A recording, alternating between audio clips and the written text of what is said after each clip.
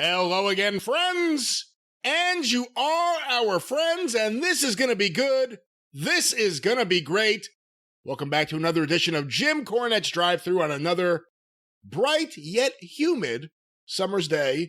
Right here, wherever you are, I am your host, the great Brian Last, and here he is, the post office ninja himself, back in action soon, Mr. Jim Cornette.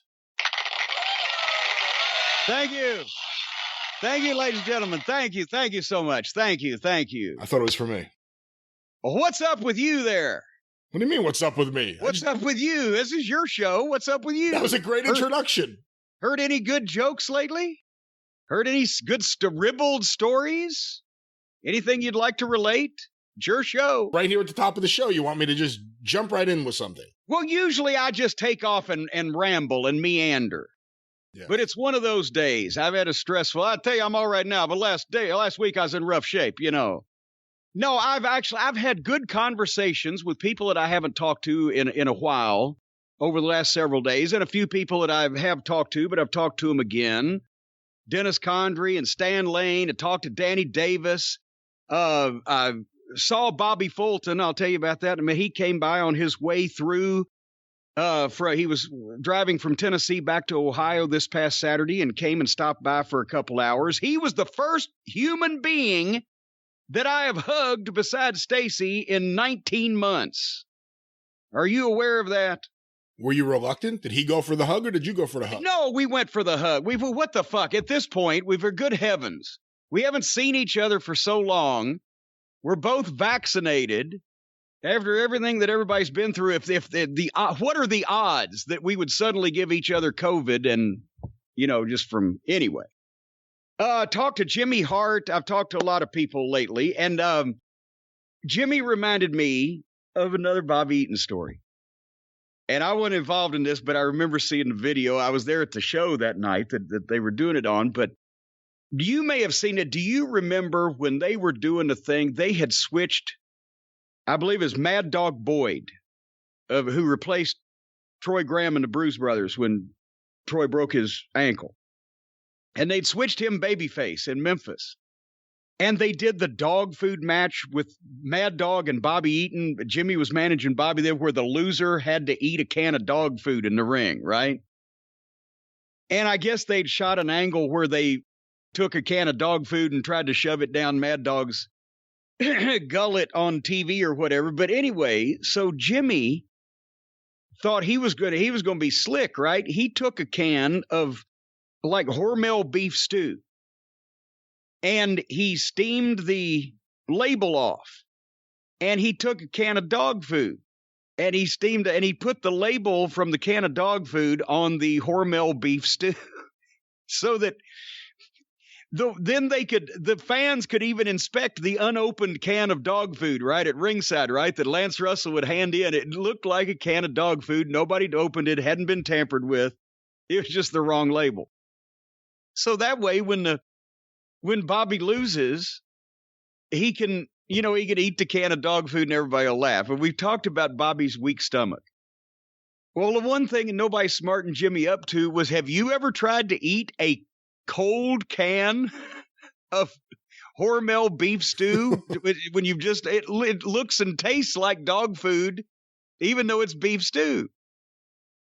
And Bobby took one bite of that, and they've got it on video. He spit that up and spit up what he had for lunch. He took another, because you're supposed to eat this whole thing. He took another bite, spit that up, and spit up what he had for breakfast. He was throwing up in the ring more than he was consuming, right? So Jimmy did try to help, but it didn't work out because of Bobby's weight. He's holding what he appears to be a can of dog food to him. So it, like I said, even KFC gravy, that looks like baby shit. Blech. But anyway, and Jimmy also reminded me another time in Jackson, Tennessee. Jimmy was managing. He said it was Paul Ellering, and that was about that time. I'm not sure, but Paul was green and had a fake gimmick. They needed a gimmick to knock the baby face out, but they didn't have anything. So he made something like out of a toilet paper cardboard roll or something with a black tape on it, right? But it looked good, but it wouldn't stand up to being investigated.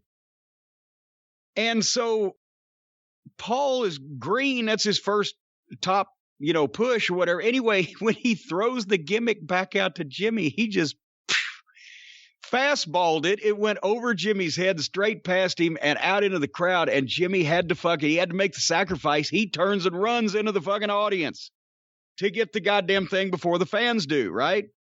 So he grabs the thing, but the fans get him because they're trying to get the goddamn thing away from him so that they could show the referee, and they're all piling on Jimmy. And he said, here came Bobby Eaton within seconds, hitting people, shoving people, throwing people, grabbed Jimmy and got him out of the goddamn crowd. He's just standing back in the back watching, but he was the first one there. He was always the first one to go help somebody. One of the great runs of a manager ever in my eyes, Jimmy Hart.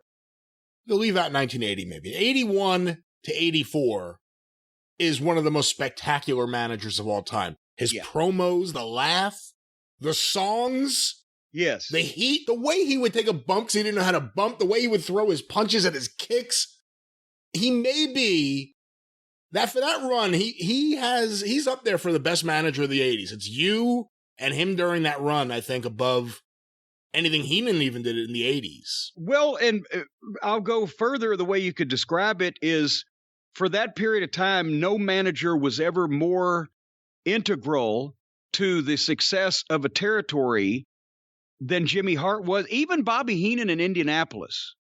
Bobby was there longer, but as far as just that period of time and really 1980, Jimmy was just starting. He never had a chance to talk because he'd only been in business 6 months. I mean, talking wrestling, he'd only been in business 6 months, and he had been managing Lawler, which obviously nobody's going to do Lawler's promos, but 1980 started everything because that's where Jerry Jarrett started putting all the heat on Jimmy Hart to carry the territory because Lawler was out with the broken leg. And he knew eventually Lawler would be back. He wasn't trying to find a long-term, babyface hero that would replace Lawler. He was trying to keep the territory alive until Lawler came back. And that, as it got longer, and it ended up being almost a year, that was in question at one point, whether he might be able to do it or not. But he wasn't trying to replace Lawler himself. He was trying to figure out another person that he could center the territory around, and decided to make it around Jimmy Hart and his first family and his stable of heels that he would bring in, and the slandering of Lawler, so that when Lawler came back, there's the big money program. Lawler against Hart and his men. And it worked that way. It was a lot longer from February until December. It was a lot longer than anybody figured it was. But if Jimmy hadn't had that year to build and get his shit together, he wouldn't have been as good the rest of the time. But no, on the heel side, it was Jimmy Hart for 81, 82, 83, and 84 until he left and went up north. And I don't think any manager has ever been that important to the promotion, or before or since. But he told me something else that young folks, because, we always branch off into different conversations since both of us were vaccinated with phonograph needle. And we started talking about the difference in some of the young folks today. I won't get into all the detail of it, but basically, he told me what Dick Clark told him in 1965. Jimmy and the Gentrys had just gotten on the Caravan of Stars. And I mean, the headliners are Sonny and Cher and Steppenwolf. And here's these kids from Memphis just out of high school, right? Can I guess what the advice was? Go ahead. Go find Danny and the Juniors and steal their songs. Quit it now. No, the advice that Dick Clark gave all his performers: if you dress like the audience, pretty soon you'll be sitting in it. And if you notice, the Grateful Dead didn't do American Bandstand too much in the 70s. They certainly didn't. But if you notice, that's what we've been saying lately about the wrestlers. The wrestlers all look like you can't tell the fans from the wrestlers. I used to tell the guys in OVW, when you go to see the Rolling Stones in concert, you don't end up standing behind Mick in line at the concession stand to get a hot dog, right? But everybody wants to be one of the people now. Well, if you're one of the people, then we can see you for free. You only pay to see people that stand out. Anyway, that's what, and so Bobby Fulton comes over and he said, look at my car, Jimmy. I said, what? He's got a big dent right in the middle of the hood of his car. And I said, what happened? Right on the front, but right in the middle, not side to side, but right in the middle and right on the front where the hood pops up. I said, what happened? He said he was driving along down the interstate and suddenly one of those yellow Dollar General store bags, bam, just rammed into the front of his car. He didn't know where it came from. And he saw it, boom, it hit and flew up over the car, and the hood was dented. And he didn't have any idea what was inside of it or whatever. And so he goes on down the road and he stops at the gas station to get gas. And as he's standing there pumping gas, guy next to him says, so is that an owl? And he said, what are you talking about? And he looked at the front of his car, and there was a giant, 2-foot tall bird with like a 4-foot wingspan that was head first jammed in the grill and under the front of the hood of his car there with his feet sticking out. Oh, man. And he had to take, that bird by the feet and pull it out of his car.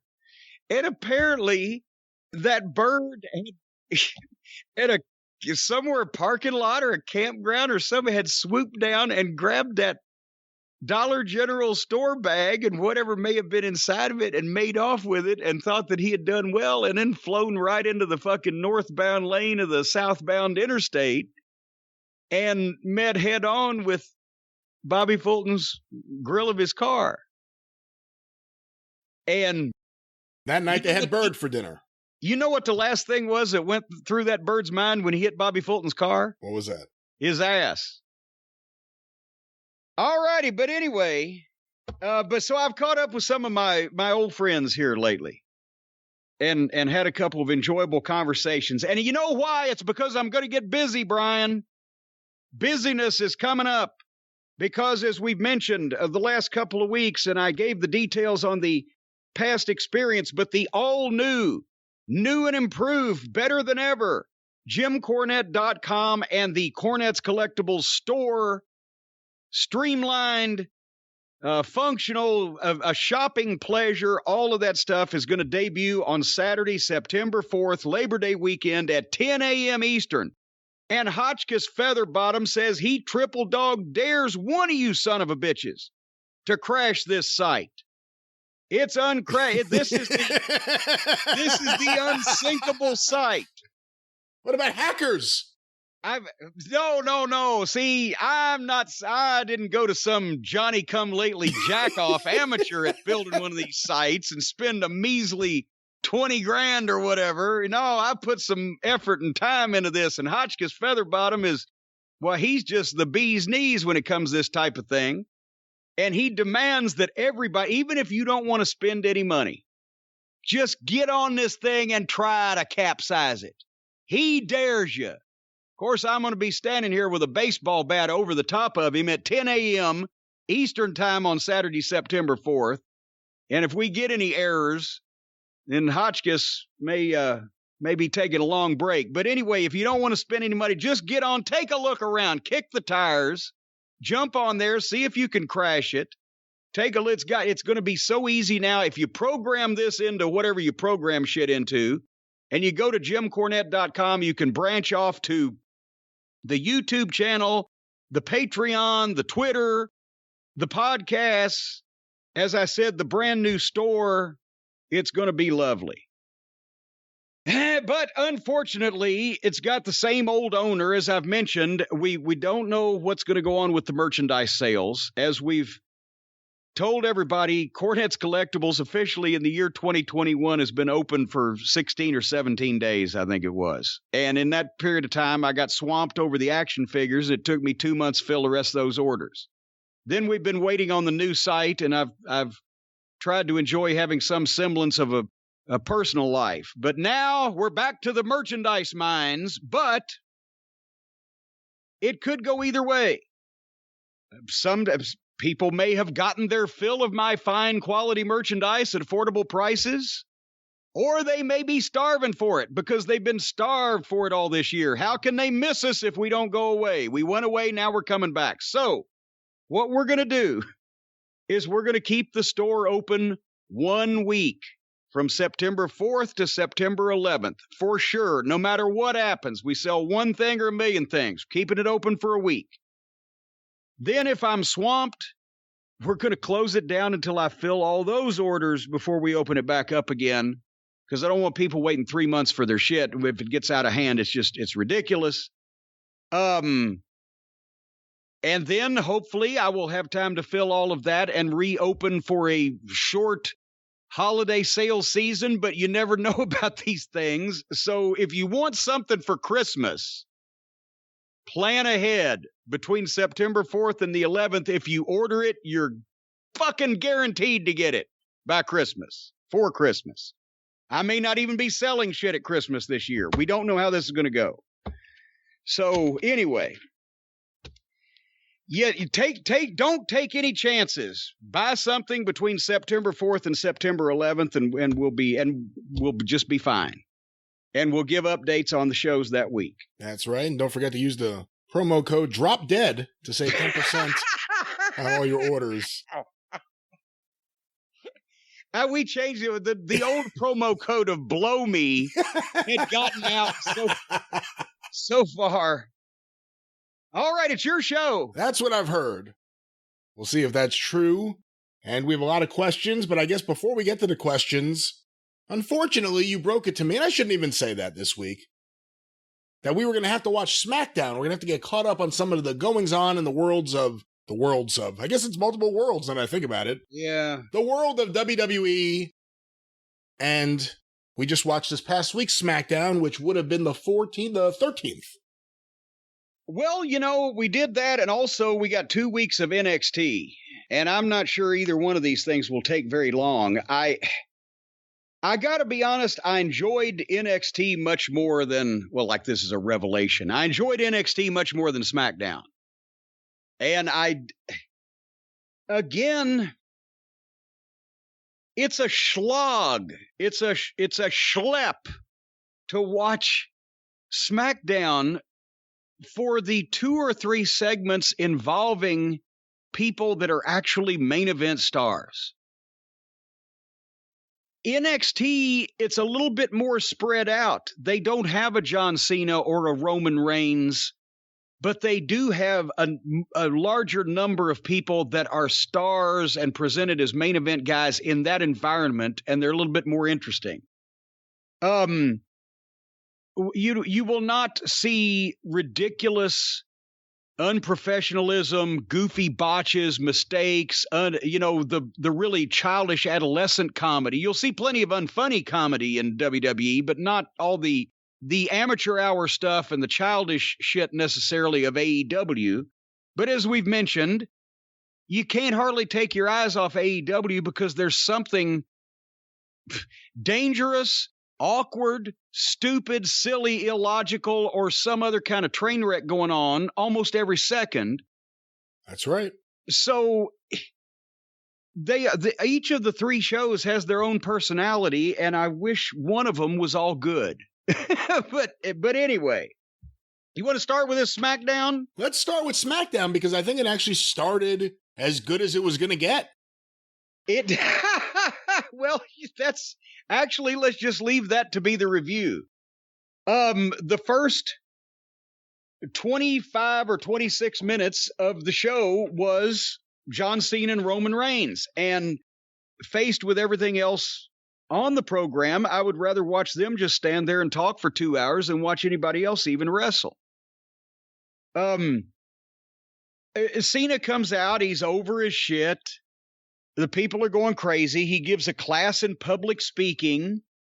He's got energy and emotion and passion, and it's a natural delivery.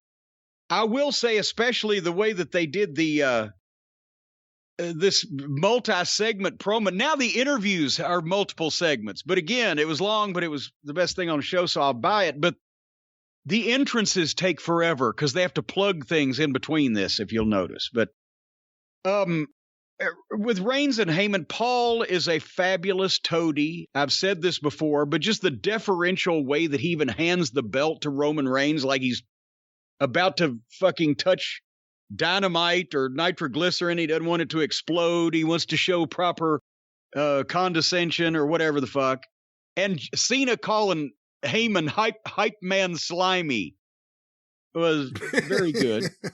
But the whole story here is they're playing off why the people really didn't like Roman Reigns, because he was pushed to the moon and, over everybody. And now that he's a heel, they can, without making the business sound fake, they can refer to that. But Roman Reigns is an egotist, an egomaniac, and John Cena's back to take him down a peg that he deserves. That's their issue.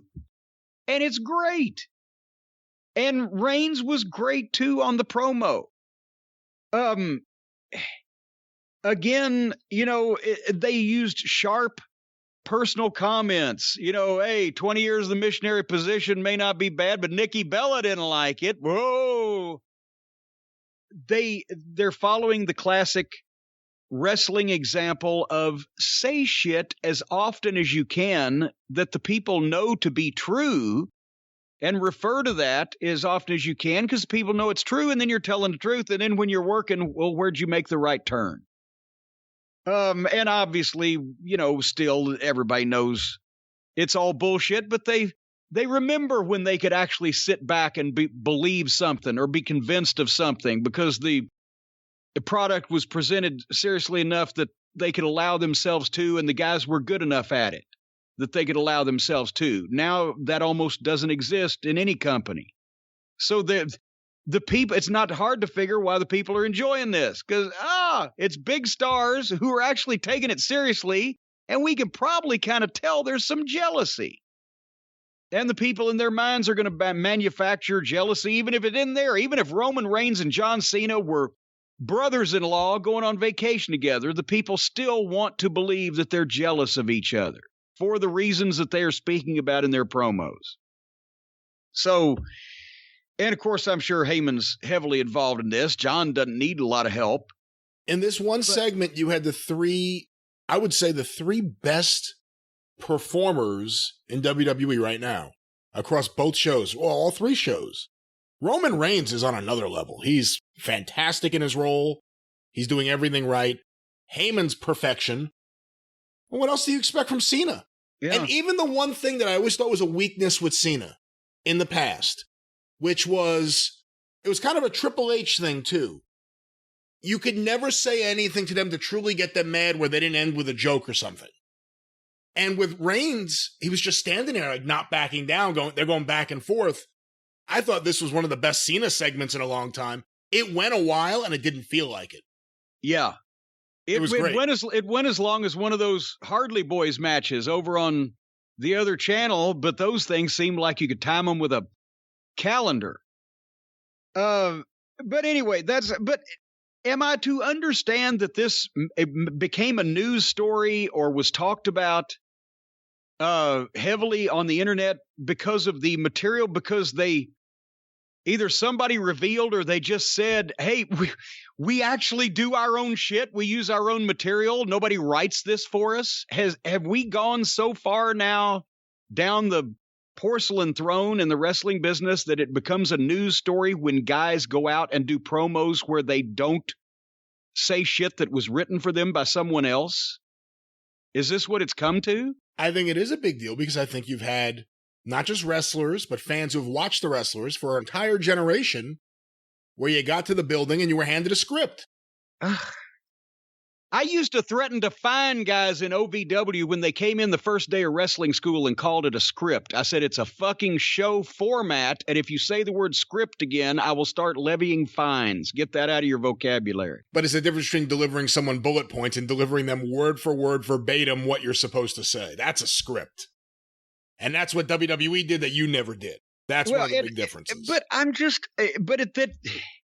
that it's a news story. They did their own promos. Well, bless them. Maybe, now they can tie their own shoes, and maybe we'll take the training wheels off the bicycle next week. Why are any of these people in the business is what I'm wondering. I was so gobsmacked by that, it's a news story. They're not doing written promos. They're actually just doing their own shit.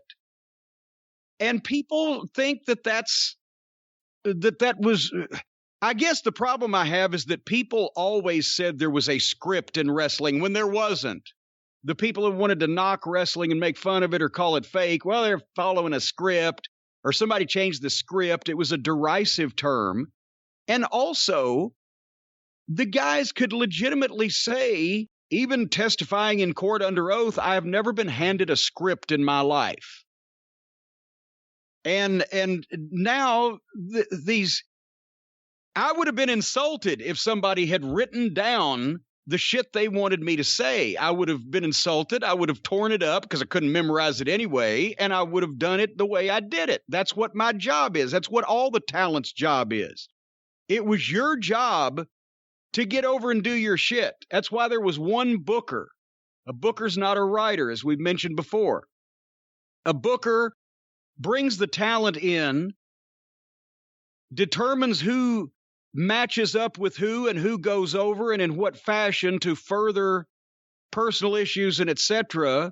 A booker was never supposed to write down word for word scripts for any of the talent, because that would A, be stupid, B, nobody could have ever memorized it and would say it and it would sound like shit, which it's what it sounds like today. And also, you'd have had to pay the booker a lot more money to do that, because he'd be saying, what the fuck? I'm booking. If we ain't got any goddamn guys that can talk, then if I brought them in, that's my fault. And if I inherited them from the last booker, then I'm going to fire them because they can't fucking talk. In 3.5 years of working for Dusty Rhodes, for example, from July 1985 to when Crockett was sold to Turner. So that Dusty was out as bookers. But 3.5 years of working for Dusty Rhodes, I did a 2-minute promo pretty much on 5 TV shows a week. Saturday TBS, Sunday TBS, syndication, and then they added the fucking Friday. 5 promos a week, 40 local promos every Wednesday at Crockett's office on TV shows all across the country, promos at the desk during the Midnight Express matches, color commentary, fucking angles, whatever. Dusty Rhodes saw and heard everything that I said in all those appearances for the first time when I did it. Just like all the other top talent. He told them the topics to talk about. He didn't tell them what to say. He gave them subjects. The way you did it was up to you. If I'm doing a promo on the Garvin brothers, Ronnie and Jimmy Garvin, then Dusty's going to tell me you got 2 minutes. You're talking about the Garvins. Either you're going to be against them in the Crockett Cup or you're going to be against them coming up. Just don't mention a place because it's going to be everywhere or whatever. And then I would come out and I remember the time I got the fucking wig and the sunglasses and impersonated gorgeous Jimmy Garvin and had a poster of a 3x4 foot poster of a 350-pound woman in a bikini that I claimed was precious. And the whole promo came up because I saw the poster in Spencer Gifts in the mall, and I got a goddamn cheap wig to imitate Jimmy Garvin. And I cut the promo on the Garvins that Dusty told me to talk about. But he didn't have any idea I was going to have all that shit until he saw it on the fucking monitor. Because it was the talent's job to get over and do your shit. And so everybody did that in a different way. And what was good stood out. People remembered it. What was not, didn't, and people forgot about it. But if you need 2 guys to go out and have an argument, the booker tells them what to argue about. What are they mad about? The finish of the championship match, so-and-so feels he got screwed, so-and-so whatever the fuck, that's what you're mad about. Go argue. If you write an argument, then you get the fucking points where people are pausing, waiting for someone to interrupt because it's not natural, it's a planned interruption, or all this stuff. No, just fucking have a fucking argument. if you're in the wrestling business and you cannot walk up to another person in the wrestling business in the middle of the mall and have a 5-minute argument about ice cream that people would pick sides over, then you shouldn't be in the fucking wrestling business. Because that's the most important part. So I loved this interview segment. I loved the material. I love all these guys involved in it. I'm amazed that we've gotten to the point now where guys in the wrestling business are being praised for doing their own shit in promos. For the record, I have the quote here. It's from an interview Roman Reigns did on the Sports Illustrated or SI Media podcast with someone named Jimmy Traina, I think would be how you pronounce this name. The quote, "There's a portion of my career where I'd either read a script or I'd try to adjust the script as much as possible. But for a while now, especially since I came back from my little leave at the beginning of the pandemic, since SummerSlam, I'm not scripted. I say what I want to. I say what I feel. If it comes out of my mouth, it's my verbiage. I come up with it. I deliver it. And that's why it's been the way it's been, because it's mine." And for the record, he's doing the best work of his career. Yeah. And I kind of see where he's going in that I used to be fake, but now I'm not, because now is more important than then. Well, because we all saw it. Remember, we all saw it. But he was the guy that Vince made say suffer and succotash on TV. Yeah, I was about to say he's trying to disavow the shit that he did before as being forced into it. So I see what he's doing. So I guess I can go along with it. I hate that it's come to that the guys have to go out and say, yeah, they used to tell me what to say and it sucked, but now I can say what I want because I'm a big star. Because then by process of elimination, all the other guys on the card are still just fucking suckers that are saying suffer and succotash. If I could say one more thing, and I don't want this to turn into a whole thing on this subject right now, but I just want to say, I've made several comments recently about when I watch Kenny Omega, to me, he doesn't feel like a world champion. It feels a notch below the Intercontinental Champion. Not to say that they didn't have great matches, and I didn't enjoy those matches, but not a world's champion. I look at Roman Reigns with Heyman. This is exactly what a world champion should be presented like. This feels like a star, like a top guy, like a serious athlete. I take him seriously. Roman Reigns and Heyman. Roman Reigns is doing the best work of his career. Heyman is a different Paul Heyman. If you really think of the evolution of Paul Heyman as an on-air character, it's remarkable how he's ended up here, and right now he's doing exceptional work. Yeah. Because the psycho yuppie wouldn't work, when he's, how old is he? He's, let's see, 3 or 4 years younger than me? I always love to say that. So he's in his mid-50s. The psycho yuppie wouldn't work. And but he's branched out into this shifty, hype man slimy. This shifty, sleazy, no good. He's very verbose and very articulate, and he's going to fuck you around some kind of way, and you're probably going to like it. He's more real. I guess we all got more real as we got older and quit giving a fuck. But he's more really what Paul Heyman is than Paulie Dangerously used to be. And I guess I'm more of Jim Cornette now than old Corny used to be in the 80s. But I haven't changed that much, I guess. I'm lighter now. I wonder if Paul Heyman could say right now that he's 30 or 40 pounds lighter than he was during his heyday. He is. He lost all that hair. That was a big, thick head of hair. That was a Bud Bundy head of hair. Anyway, we love you, Roman Reigns. John Cena, you're fantastic. And Heyman, as I've mentioned before, is the best performer in the company. So that was good.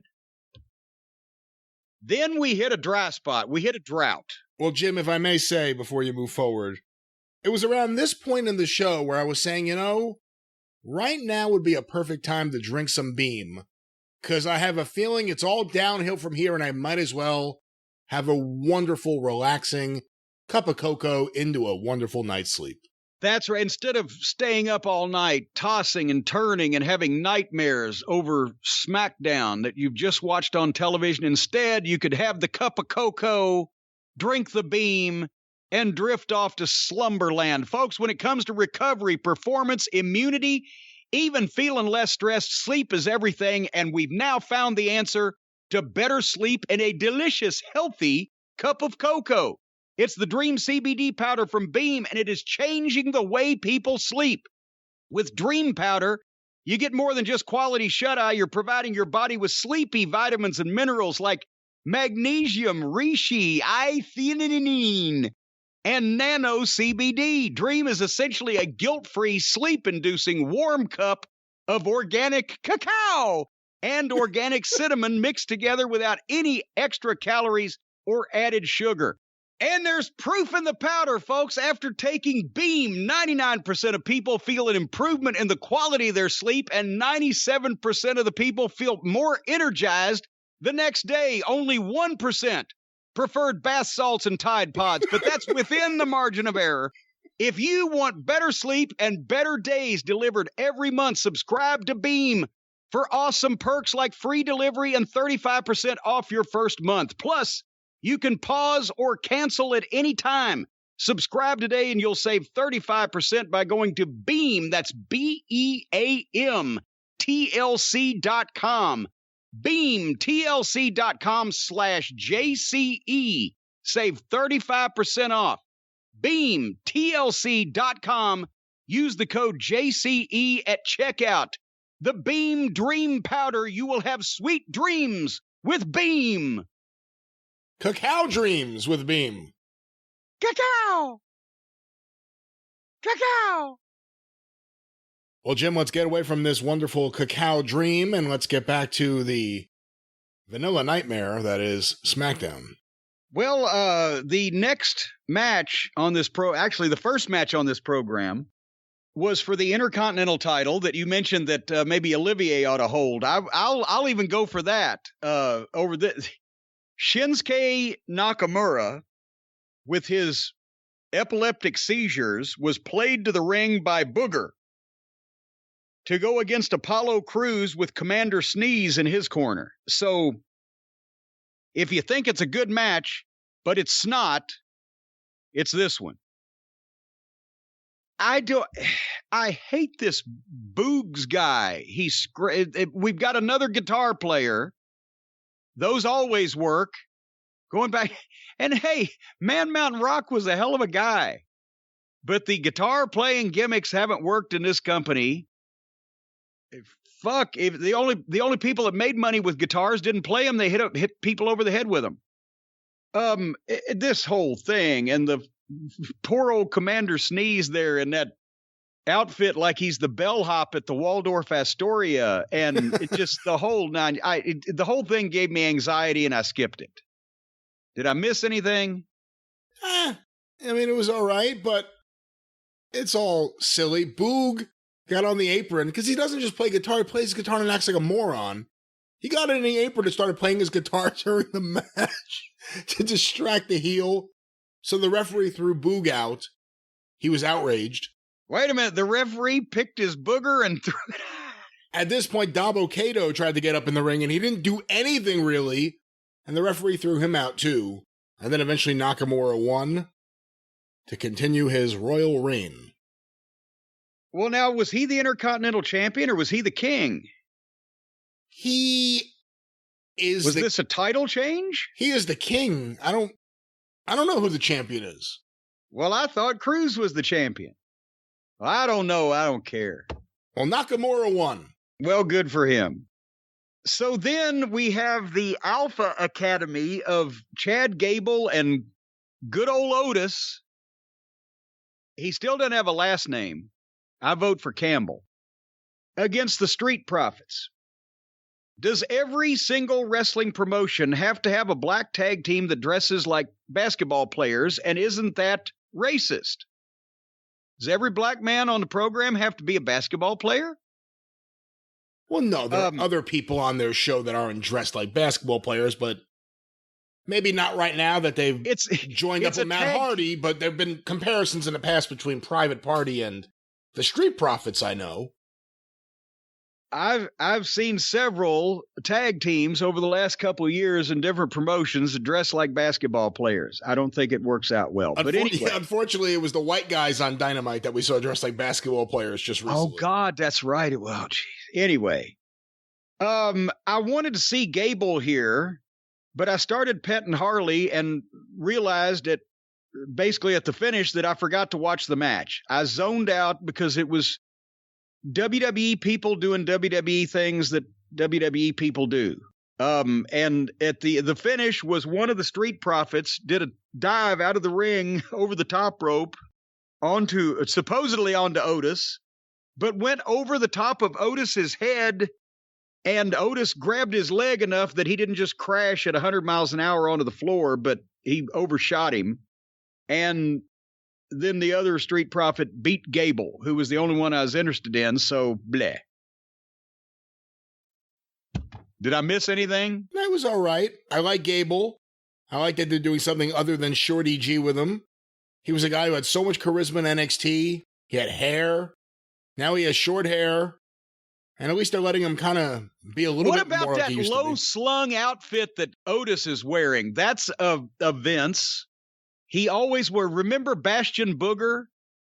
He always wants the fat guy in a revealing outfit of some description that makes his body even more unflattering. I just thought he was wearing a singlet because... Well, he's wearing a singlet. It doesn't have to be that skimpy of a singlet. He looked like he was trying to do a fucking cover of fucking some kind of swimsuit magazine in that thing. So, hold on. Let's go down this road for a second. You bring up Bastion Booger. Adrian Adonis, his trunks got maybe a little smaller, it seemed, as he got bigger. You think that was a Vince directive? Vince loves that. If you have a repulsive-looking body, or even if it's leaning in the direction of repulsive, Vince will want to do things that accentuate the repulsiveness of same. Think back over the outfits that all the fat, slovenly, or grotesque flavored gimmick guys have had. He loves that shit. Anyway, Seth Rollins, certainly not a fat, overweight, grotesque individual, but at least there's no more Monday Night Messiah. But remember, there was several weeks ago that he came out and just sounded like he was cutting a promo, and I thought it was good, and he was being more of himself. Now, has he changed his gimmick again? Because he's still trying to be dramatic, and he's wearing my Aunt Lola's couch cover for a suit. And I'm not sure what was going on here, but this was a long promo, and it didn't fly by like Reigns and Cena did.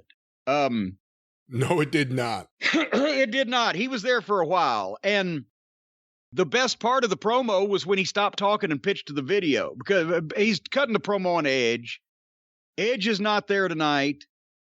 People chanting "We Want Edge" was more exciting than some of this promo, but it's the second time in an hour of this show that a new guy is cutting a promo on a legend talking about how he's going to take his place, and the first time it was done about as good as it can be done, so now they're repeating shit they just did in the first hour. But I'll tell you, when they pitched to the video, they did a video of Edge and his highlights in WWF/E versus Seth Rollins' highlights in WWE, and had the NFL voiceover guy or somebody doing an approximate job, and it was a fucking rib video about it. Well, Edge won something, but Seth Rollins did that, and that I enjoyed. It was something a heel would have put together. So I liked that. I did see that. Did you see when they had the Shield highlights? Dean Ambrose actually looked like a clean, young, healthy athlete. What happened to him? That's amazing you get to see him, because it seemed like they did everything they could not to show him in those highlights. But I saw him in just a quick clip, and, holy shit. He used to look fairly normal. But anyway, So the NFL voiceover slagging of Edge was funny, but it went back to the Rollins promo and it went on forever. And he ended with a dramatic face and a stare into the camera, except I didn't believe all the other stuff that he had said to deserve the dramatic stare. Does that make any sense? Sure. Well, there you have it. I don't have too much to add. I hate his promos and I hate this character and I hated the Monday Night Messiah. And I feel like he's a guy with a world of talent who has had just, I guess you got to call him gimmicks, just bad gimmick after bad gimmick. His promos don't do anything to not make you want to press mute. I'm sorry. They just don't. And this was bad. Why is he so silly? One of the best matches I ever saw live. Ever. I mean, clearly it was amazing. Him and Austin Aries at Ring of Honor. You asked me to come to that show. And now I never want to see either one of those guys do anything anymore. And here's the thing. You didn't come to Toronto where he wrestled Davey Richards and it was him and Richards was better than him and Aries in New York. At that point, I said, well, this is the modern version of Flair and Steamboat. These guys got in there and they hit hard in safe places, but they hit hard. They nailed all their shit. They had the people on the edges of their seats. They were going back and forth. They were going probably double speed from what Flair and Steamboat went, but I can accept that when everything's sharp, everything's serious, everything's laid in and looks good, and the people are into it, and there's a baby face and a heel. There's a reason for somebody to win the fucking match, the whole 9 yards. They did state-of-the-art wrestling. However, the next match was not state-of-the-art wrestling. The next match was a state-of-the-art example of how that there was almost no wrestling of any description, of any quality on this show. It was all talk and entrances. The Mysterios against Ziggler and Rude.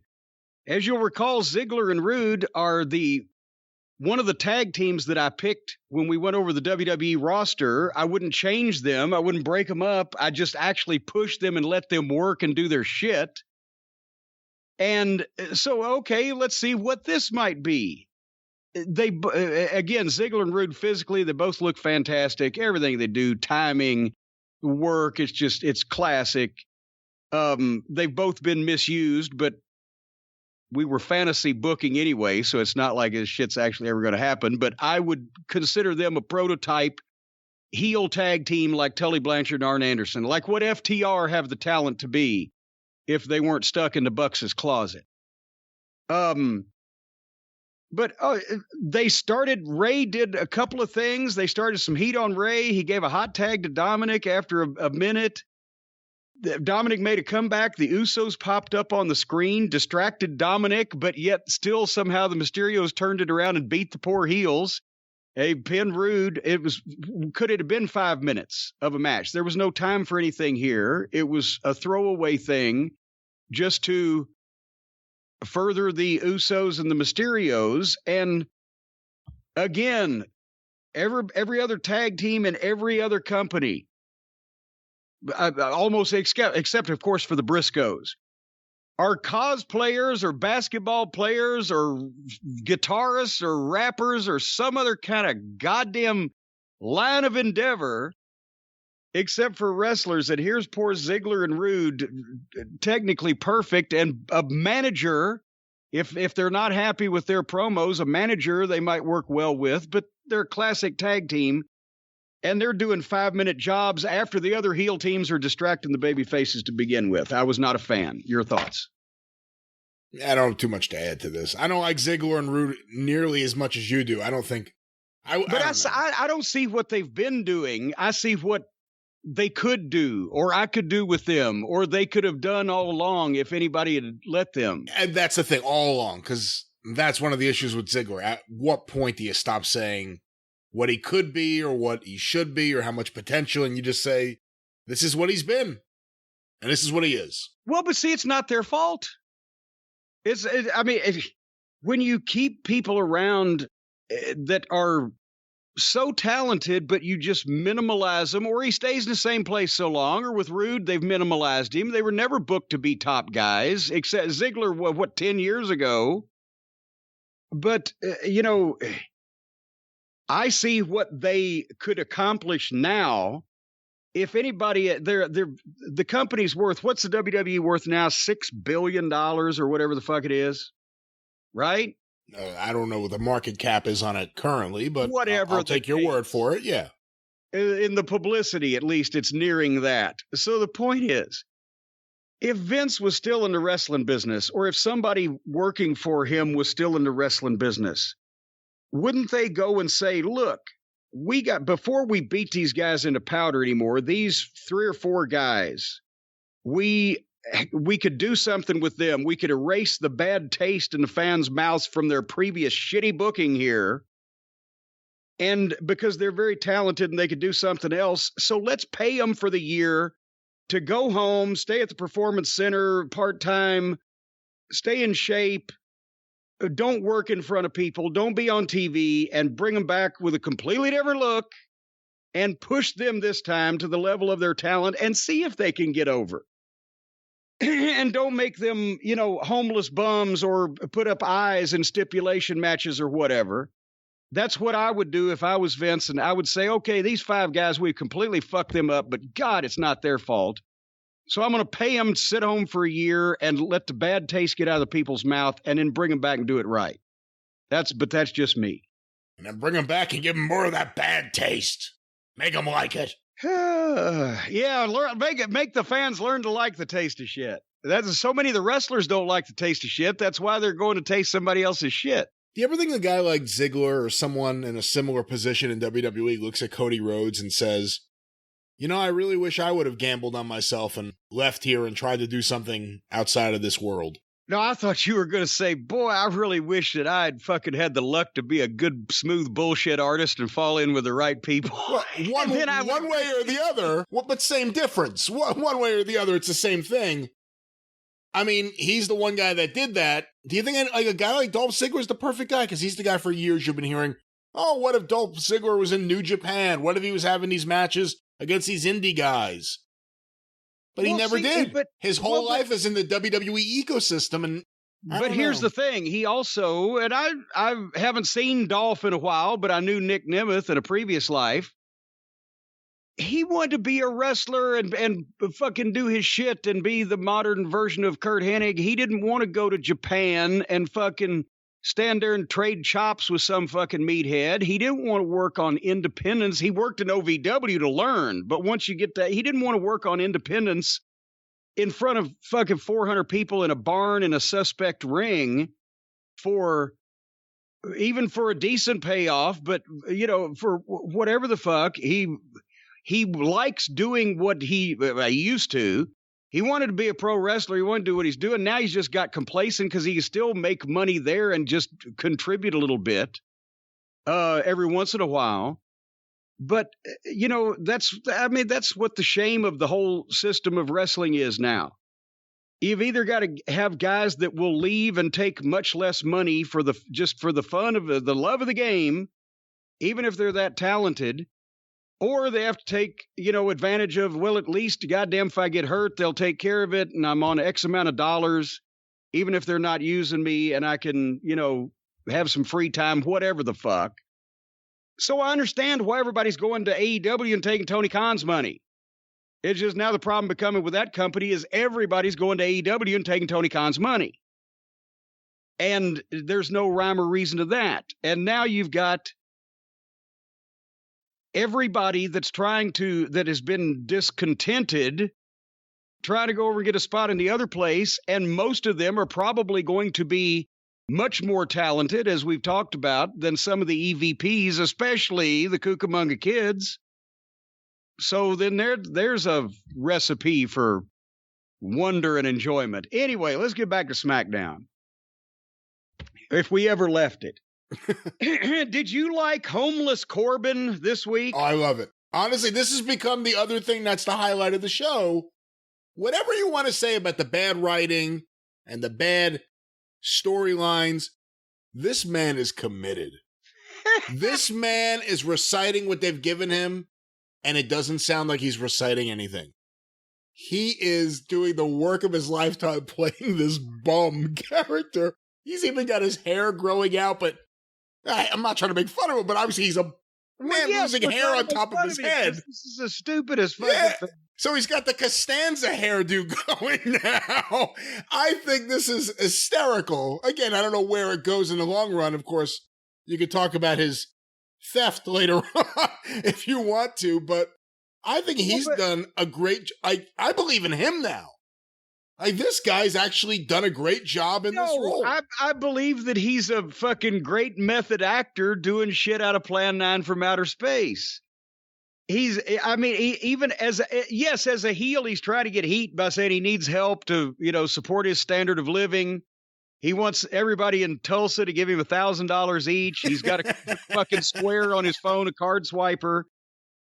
But I'm sorry, it's preposterous. And then here comes, God damn it, here comes Kevin Owens out, and he's telling Corbin to stop begging and you're embarrassing yourself. And I'm just thinking, if Kevin Steen did not like the shit that we wanted him to do in Ring of Honor, what must he think about this fucking fiasco that he's currently in?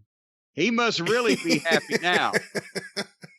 And he tried, I must admit, Kevin Owens, I'll try to get used to that name, tried as hard as he could to sell this lemon of a used car. He was into it, and he was trying to rally the people in studious disdain over what Baron Corbin had been saying and doing in his presence that he was inflicting on people. But even Owens is not a magician. And so then Owens said, here's the problem that I continue to have with this. Kevin Owens says he'll give Baron Corbin $1,000 if Baron Corbin can beat him. Or if he can't beat him, he'll have to stop begging and leave people alone. And Baron Corbin accepts this and, fucking tells Kevin Owens off. And Owens hits a stunner on him in the middle of the ring. And he's laying there.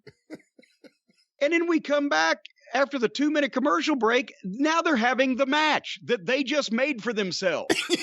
This is network television. You mean something else wasn't scheduled for that segment? Or we had no promoter or general manager or some type of official personage come out and say, okay, you can have this match. We've just scratched 15 minutes of network television that obviously had something else was supposed to be there for this unplanned. Fuck it. There's nobody conducting these interviews. They just let the guys go out and extrapolate to the point where it looks like the South Park wrestling episode. All we need is the opera glasses for the, so with this, they're not making an effort to make it legitimate. And I can't enjoy anything in wrestling where the effort is not made to make it logical, believable, and legitimate, because that's antithesis of what this business is about. They just have the match. It went 2 segments. So we have had homeless Corbin and pudgy Steen entertaining us for fucking 20 minutes on network television or more, 3 segments. Anyway, Owens wins with a sunset flip. So now Corbin can't beg anymore. Then Owens gives him another stunner and leaves him laying in the middle of the ring. So he came out homeless and broke. He got left laying after the interview. He got beat in the match. He got left laying after the match.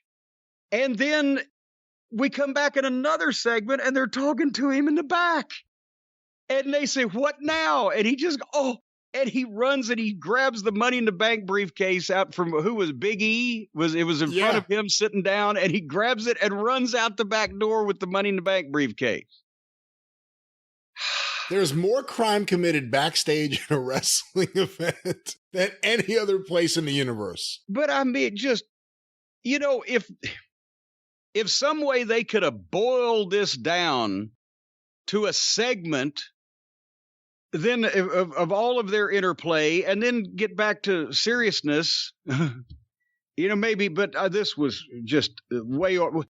And they were crowing all night. They were in Tulsa, Oklahoma. We used to have fans hitting the ring and or a legitimate riot every 2 weeks in that town. Now they get comedy shoplifting and laugh at it. How are they going to merchandise him? We know Vince looks at how to merchandise everyone. How do you merchandise this version of Baron Corbin? I don't know. Maybe they're gonna give him, when Peanuts goes to Broadway, he'll play the part of Pigpen. He's already got the whole outfit on. Well, to be fair, he's kind of got more of a Dory Funk Jr. Charlie Brown thing going. If you do oh the my right thing. God! Now Marty Funk will not be happy at you for indicating that her husband Dory has hair loss. Then I just may have to cancel my affiliation with the Funking Dojo. I don't know. I may have to think about this. Well, just be careful, because for heaven's sake, I wish that Keeps was on the list today, and we have all kinds of fun with that. But anyway, it's your show. That's right. What are we doing now? It is my show, and perhaps Baron Corbin could use someone to talk to instead of being a bum and a beggar and a thief. Maybe he just needs to sit down, borrow a phone, I assume, and speak to someone to work through his problems. Brian, you're exactly right, because everybody at some point needs somebody to talk to. And as a matter of fact, I have an email communication here, unsolicited email from one of the listeners, as they used to say back in the radio days, from Brandon. And he has mentioned the very thing that you're about to segue to. Dear Jim and Brian, I just wanted to give you both a huge thank you for promoting BetterHelp.com on your show. I'd been struggling with severe mental health for a while. It almost got to the point of a legitimate breakdown. I started to seek help and was placing phone calls to local therapists. However, no one could see me for at least 3 weeks. And I needed immediate help, so I reached out to BetterHelp.com on a Thursday and booked a session for that Saturday. It has changed my life immensely. The therapists are top-notch and literally available when you need them. Contacting BetterHelp is the best phone call that I've ever made. And we like hearing stuff like this because we want to make sure everybody's happy with the folks that are sponsoring the program. And in this case, as Brandon said, if you don't have therapists in your area, or if you can't wait a month or 6 weeks, or, the medical system in the United States, however long it might take, BetterHelp can help you. We've mentioned it's a situation where you can start communicating in under 48 hours. It's professional counseling done securely online with a broad range of expertise amongst the counselors, and the services available worldwide. They give you an account that you can log into and send messages, schedule video and phone sessions, no waiting rooms, no going out in the uncertain world. But BetterHelp is committed to facilitating great therapeutic matches, and it's more affordable than traditional offline counseling. Financial aid is available. You can go to BetterHelp, that's H-E-L-P, by the way, BetterHelp.com, and you can read the reviews, the testimonials, and get a sense of the services they provide. And when you go to BetterHelp.com/drive, D-R-I-V-E, then you can get 10% off your first month's services. That's a special offer for the listeners of our programming here. BetterHelp.com/drive, D-R-I-V-E, 10% off your first month's services. I think, but Baron Corbin, he'd try to get somebody to pay for this too. What a chiseler. What a cheapskate. Well, he's in the right business. Well, there you go. He's an amateur, though. He's no Angelo Poffo.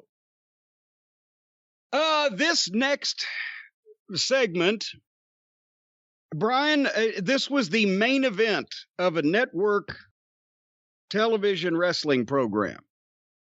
And everybody's going to say, oh, Cornette hates girls again. Oh, he's misogynist. Oh, blah, blah, blah.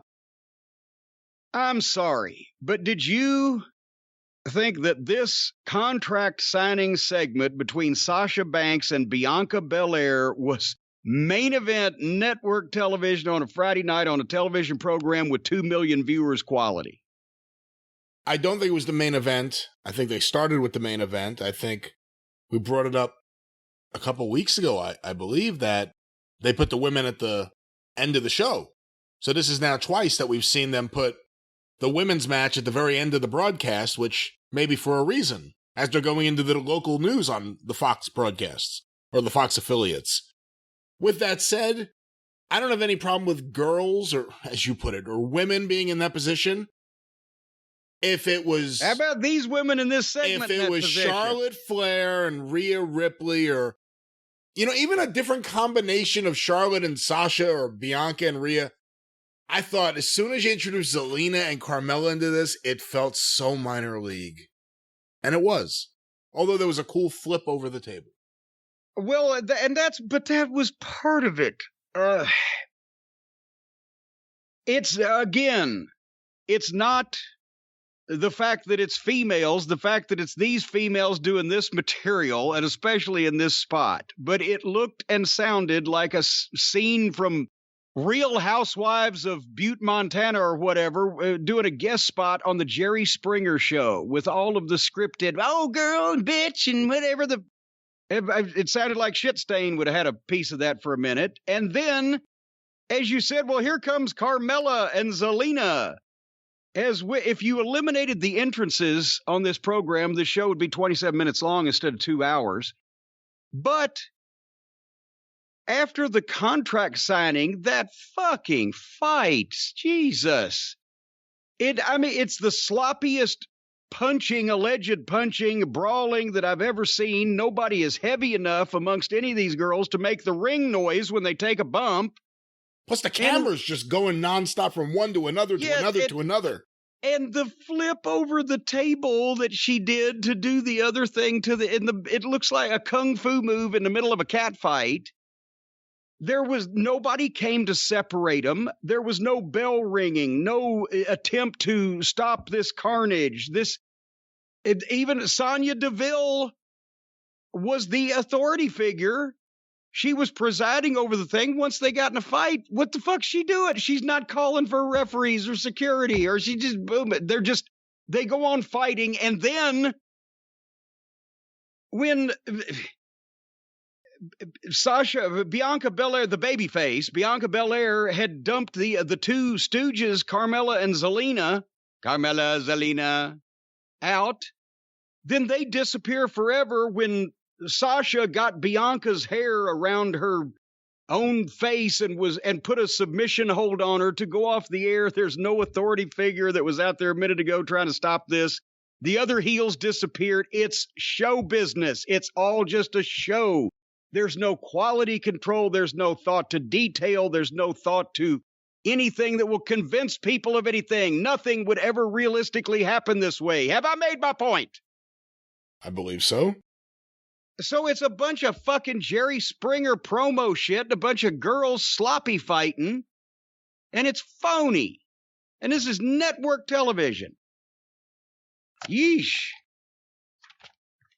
Yeesh. And do you remember when in the old days, before Vince had lost whatever Vince has lost, but in the highest rated era of Raw, the big stars not only appeared at the front to tease you, but they appeared at the end also. I'm not suggesting that Cena and Reigns have to get in some goddamn pull apart every week, but there was no thread. Remember, they used to have a thread through the show with the stars, so you might sit through Kai and Tai for a few minutes to get to the next time you were going to see Austin or Taker or whatever. And this was the first half hour was all the star power and sell SummerSlam, and then the rest of it was a few off-kilter matches sprinkled into more talking. And so that was what that was. Well, what that was SmackDown for the 13th of August, 2021, a sad day for wrestling indeed. But Jim, let's get to some questions here on the show. Well, do you want to talk about NXT? No. No? No. Are you watching NXT? I have notes. Oh. If it hadn't been for NXT, I would have hated everything. Wow. I didn't expect you to say that. We have not enjoyed it. Well, I haven't, and you've checked it out recently to see maybe a segment or two that you would enjoy. I will quickly, because I knew Colin O'Reilly and Samoa Joe and Karrion Kross is coming up. So I will quickly tell you the last 2 weeks of NXT. On August 3rd, Hit Row and the Lucha Suits did something. Hit Row is the one with AJ from Most Wanted Treasures in it. He's huge, but his outfit makes him look like his legs are 18 inches long. He's a large, chubby fellow, and he's wearing baggy shorts It may have a basketball flavor to that, and his legs look 1.5 feet long, but he's wearing an upper covering too. Ridge Holland is back, the guy who snapped his leg catching a guy on the dive. He wrestled a guy named Ikemen Hiro, Jiro. What's his first name? Ikemen. He's a Japanese fellow, Ikemen. I ain't making this up. I wrote it down off the graphic. And that Japanese fellow wrestled in a pajama top. And then Pete Dunne did a promo with Ridge and Oni, bald guy. And Lorcan. Pete Dunne's hair is completely ridiculous. Frankie Monet is with the Robert Stone group with Robert Stone and Jessie Kamehameha, who has to be 6'4". She's gigantic. But Frankie Monet apparently is making Robert Stone the flunky.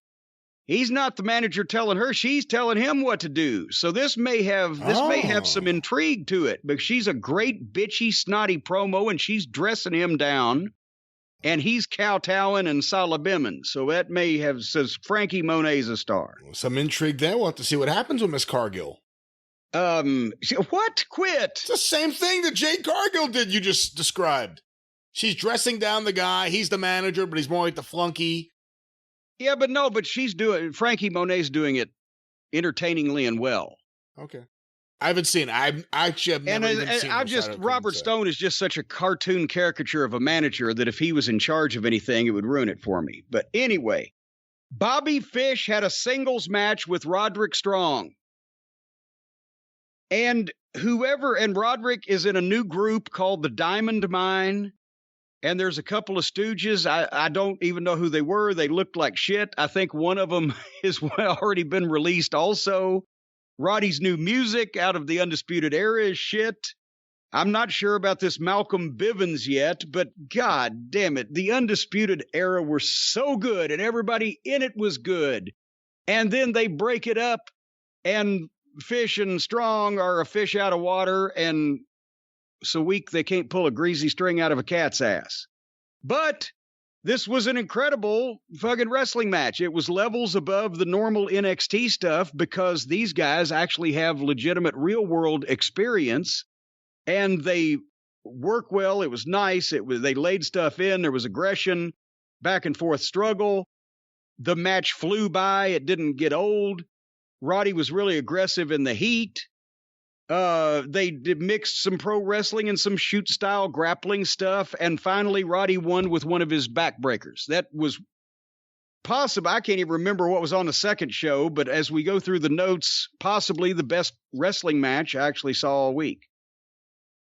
LA Knight and Cameron Grimes, a tag team match against the Grizzly Bland Veterans. You know that gimmick. Weren't they feuding? LA Knight and Cameron Grimes? Well, no, but Cameron Grimes is now LA Knight's butler. Oh, that's still going on. Okay. Complete with wearing a tuxedo with white gloves, a tuxedo and tails with white gloves, and he's wrestling in it. And so... Well, that's different than Chuck Taylor as the butler. Well, Chuck Taylor couldn't afford a goddamn tuxedo. But this is visually ridiculous. LA Knight is already being pigeonholed in with middle card guys, and Cameron Grimes he's already a gimmick. So to give him all these gimmicks, they put a hat on a hat, and they've taken an entertaining guy and made him a silly guy. So I skipped this. And I wish for better for LA Knight, but it doesn't look like he's going to get it. And there's a brand new face, but older and maturer than most of the guys they get out of their from scratch system and can talk and got some personality, and they just, okay, you're going to be in third to fifth match area. Listen to this match that they had on NXT. Trey Baxter, who was announced at 180 pounds, and I don't believe it, against a guy named Joe Gacy, who was announced as a 15-year veteran. That was a quote, and looks like every fat outlaw guy in the business. And this was in their, oh god damn it, what are they calling it? The tournament that Odyssey Jones better fucking win, the breakout star. So god damn, Trey Baxter looks like one of the contestants on Naked and Afraid in week 4. except for the fucking leech marks and the goddamn snake bites. And this little under 180-pound fuck won over the big fat guy with a 450-degree flipping double foot stomp off the top. They had a segment where two of the girl wrestlers were at a restaurant eating sushi, but one of them didn't like it and was spitting it out in a napkin and throwing it under the table. And I was actually halfway through this because I was fast forwarding out of the break before I realized that it wasn't an Applebee's spot. So I don't really know what was going on. But then I perked up because Karrion Kross came to ringside, took over the fucking announce desk, called out Samoa Joe. Here comes Samoa Joe out, dragging 5 security guards from him, screaming like a fucking wild bull, going for Kross. Kross bailed. Joe turned around and beat up all 5 security guards with fucking intensity coming out his flames out his eyeballs. And it was over in 2 fucking minutes, and that was the best thing on the show. But then they followed that up with a package on Walter and Ilya. And Ilya is a good promo, and even though he looks like such a baby-faced little weasel, you can take him as kind of like a Russian fighter guy, but he's still small, but he's put together, and they hit so hard. I like this. Walter, it was like a UFC package on this match. Walter's good at speaking just like he would speak. Ilya was even better because Walter's a man of few words. But this, you should try to find if this package is on YouTube, if you, or anything they've got. If you just saw one part of this show, Bri, you would like this package better. It was like a UFC package. It made the match important, and I want to see it even more than I did. But then do I have a delivery truck outside? I'm hearing noises. I might have. Anyway. The next match was between Johnny Sameface and Dexter Lumis. And you know what Lumis looks like. He's fucking enormous and he's thick. And even though he has the weirdo gimmick that I think robs him of being intense and spontaneous because he's so methodical and expressionless, he's still a grown adult fucking man that could kick your ass. So he's in there with the reason apparently probably why NXT is being taken away from the son-in-law, because he was the first homegrown vanilla midget, Mr. Sameface, and the stipulation is if Dexter Lumis wins, then he gets Indy Hartwell. Because apparently Indy Hartwell is Mrs. Sameface's stooge, like they were having Austin Theory be Mr. Sameface's stooge, even though Austin Theory is a tremendous fucking talent. I haven't seen Indy Hartwell yet, but she's got to be better than Mrs. Sameface. So the two real talents are the stooges of the two boring midget people. And Lumis is in love with and stalking Indy. But now Indy has fallen for Dexter. But because she is in some way beholden to the Sameface clan, she's not allowed to go out with him. Are you following this on a wrestling program, Brian? I guess. I mean, okay. So anyway, good. So I said, I will watch this match if Dexter Lumis snaps this dwarf in half in 30 seconds. I will watch it. But he didn't, so I didn't. But I did get as far enough for then the first 30 seconds. Johnny Sameface completely whiffed an arm drag. He was trying to be Riggy Steamboat, and instead he ducked under and fucking missed Loomis's arm, and Loomis went 2 feet over his head. It was the Invisible Man arm drag Dexter Lumis. So I immediately fast forward to the finish where this fucking midget munchkin beats Dexter Lumis. 1, 2, 3, boom, and rolls out. And then Indy feels so bad about it that she runs and dives in the ring and dives on top of Lumis. And do you know what they did, Brian? That was not a rhetorical question. Did they kiss? They not only kissed, but they worked kissing. They worked making out. they were all over each other. They were supposed to appear like two anteaters, right? And I've seen several fucking people in the business take full advantage of that on both sides, male and female, in the past, and do their business, right? But this was the only completely fully see-through worked makeout session I have ever seen. There was no tongues involved. There was no goddamn sideways open mouth. There wasn't even a lick of slobber coming out. It was one of those deals where they gripped each other by the fucking cheeks and put their mouths close together to each other and looked like they were trying to bore into a goddamn mole hole by moving their heads back and forth. It was a worked makeout session. So that was the main event on that program. Yeah, sounds like I'm not missing anything. Oh, but wait, you got next week. You got another week coming up here. Oh, joy. August the 10th. This was led by your favorite, Dakota Kai. Did you hear about her? Okay, what happened to her? Apparently they brought her up to work. I don't know if it's the main event. Whatever the one they taped before Raw or SmackDown. The main event, I think it is. They brought her up to work it. They had her work as a babyface, and they beat her. So you bring up, like, the people know who everyone is. They brought up this girl she was a great babyface. And then she became a really good heel, and they bring her up, and all of a sudden she's a babyface slapping hands again and everything. Well, here she's a heel, and here she started off against a young lady named Saraya. Now, it's not Sweet Saraya from the Page family. She's an Oriental Saraya.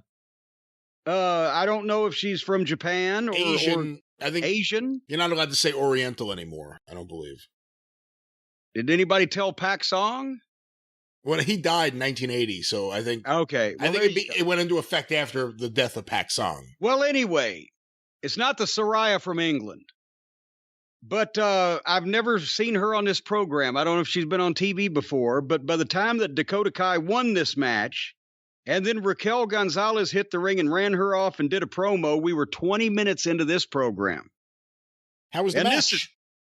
It's Dakota Kai and a girl I've never seen or heard of before.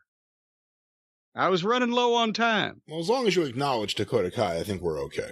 All right. How was the babyface promo from Raquel Gonzalez? We've only seen her as a heel. She's got something, and but also she's 6 feet tall and a foot taller and 40 pounds heavier easily than Dakota Kai, and I don't know. But Gonzalez, she's got something. But regardless, you'll never guess what they did now that there's been this makeout session. We're back to the Same Faces house for on-location video with goofy background music and comedy that was obviously written by themselves that they think is funny, but nobody else does, and a lot of pulling faces, as Regal would say, where Loomis shows up at the Same Faces place to date Indy Hartwell, to pick her up. Apparently, maybe I've misjudged Gargano and his wife, because if they're living with Austin Theory and Indy Hartwell, it may be an interesting situation. Maybe they should have the reality show because it would certainly be more interesting than anything they've done in the wrestling field. But so he picks Indy up with the blank serial killer face, and they go to a restaurant. And this is recurring through the show. And at one point, they find that Indy is liking Dexter Loomis, but she finds that Mrs. Sameface is at another table in the restaurant, hiding behind a menu with a walkie-talkie where Mr. Sameface is giving her instructions on how to keep an eye on him. Oh, it was like something on the fucking Nickelodeon's kids channel that, for 8-year-olds. Seriously. So they did that. Hit Row, the group with AJ and the girl and the other two guys, they were in a trailer and set a fire in a barrel. Then wait, hold on. What? Why did they do that? I don't know. Because by the time they do all their catchphrases and put on all their airs and things, and they were in a trailer, in a semi 18-wheeler trailer, with a barrel, and they set a fire. There was a fire in a barrel. I don't know. Ilya did an in-ring promo. And so I'm going to listen to this. And as I said, he doesn't look impressive physically, but he looks like he should. He's that Russian fighter guy, and he can go, and he's got fire, and he's got conviction in his promo.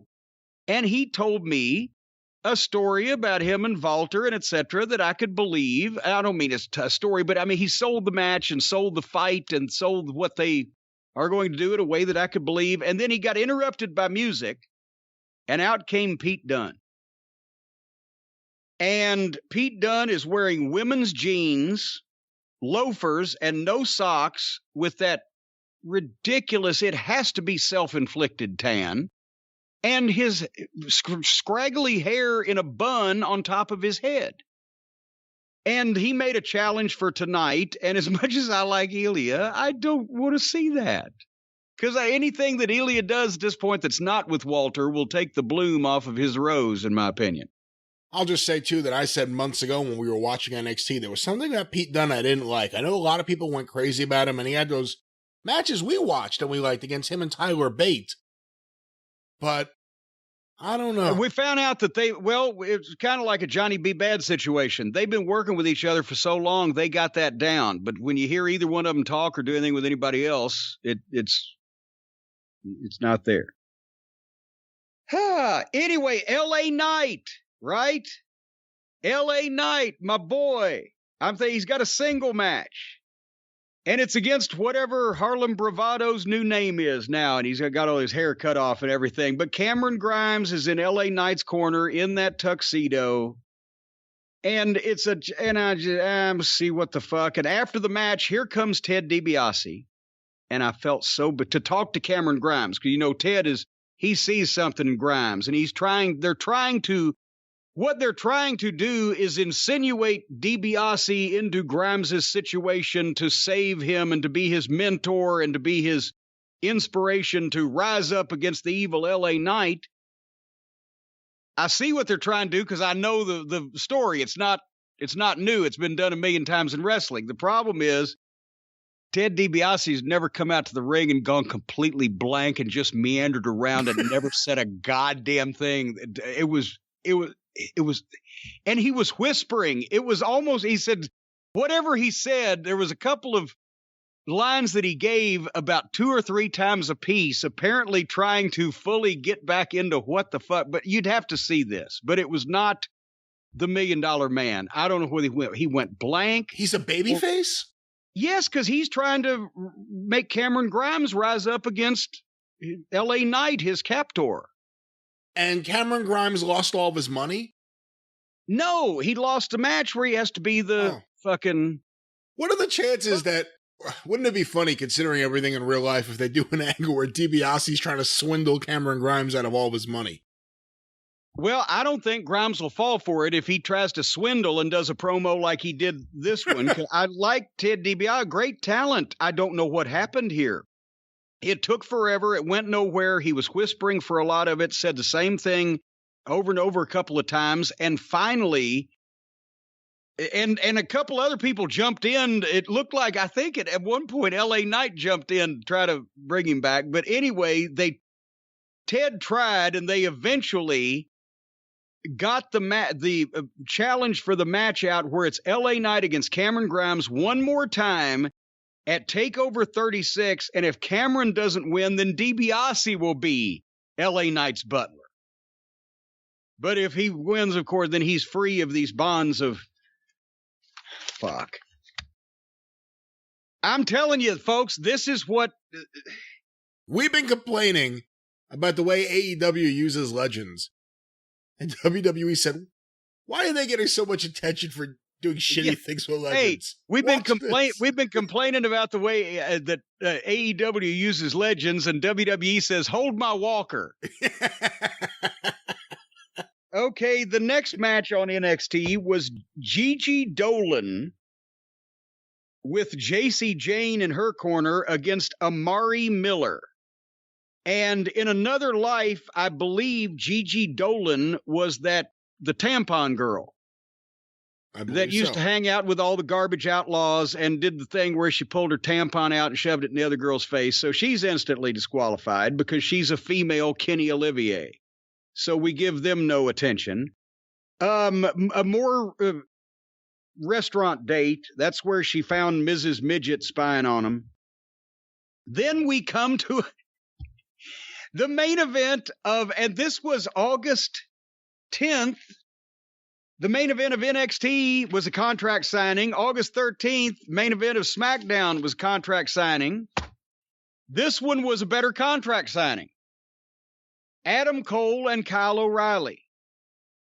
And in this one, and even in the same companies, but just varying from show to show or even from segment to segment, the quality control is different. It must be the different producers. It must be that nobody is running the entire program stem to stern, which is the only way that you get a good wrestling show, is if one motherfucker is in charge of or picks or decides everything that fucking happens. But this contract signing, there's William Regal in the ring. There's like 8 or 10 security guys bigger than Kyle and Adam both. And they're there to basically pick the stipulations. I don't know if you've heard, but the 2 out of 3 fall match, each fall will have a different stipulation. So O'Reilly picks the first fall will be just a regular match, pinfall or submission. And his reasoning is that he knows that he can beat Adam Cole, and he wants to humiliate and demoralize Cole by beating him in a regular fashion in the first fall of this match, and he'll own him, right, mentally. And Cole, the second fall, picks a street fight. Anything goes because of the enmity and the ill feelings and the bad blood that exists between them. And then Regal is going to pick the third fall, but they do their promos. And Kyle is really come along as far as he's comfortable with speaking, and he's well-spoken, and he does it in sort of, once again, a UFC-style way where the fighters, they don't let him go over the top, but they can still trash talk, and it fits his style and him. He needs a little more bass in his voice. Just a little deeper, it would help. But Adam Cole tore this up. He's really heelish in his attitude and his facials. He's well-spoken, a good delivery.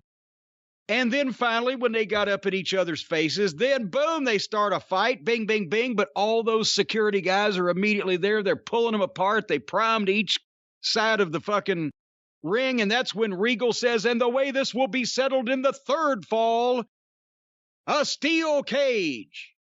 So there you go. And that's the way they went off the air. So instead of an obvious performance, not convincing physicality, and just a lack of any attention to make you want to get into it as a conflict over on SmackDown with Sasha and Bianca, we had everybody paying attention and being serious about this over here on NXT.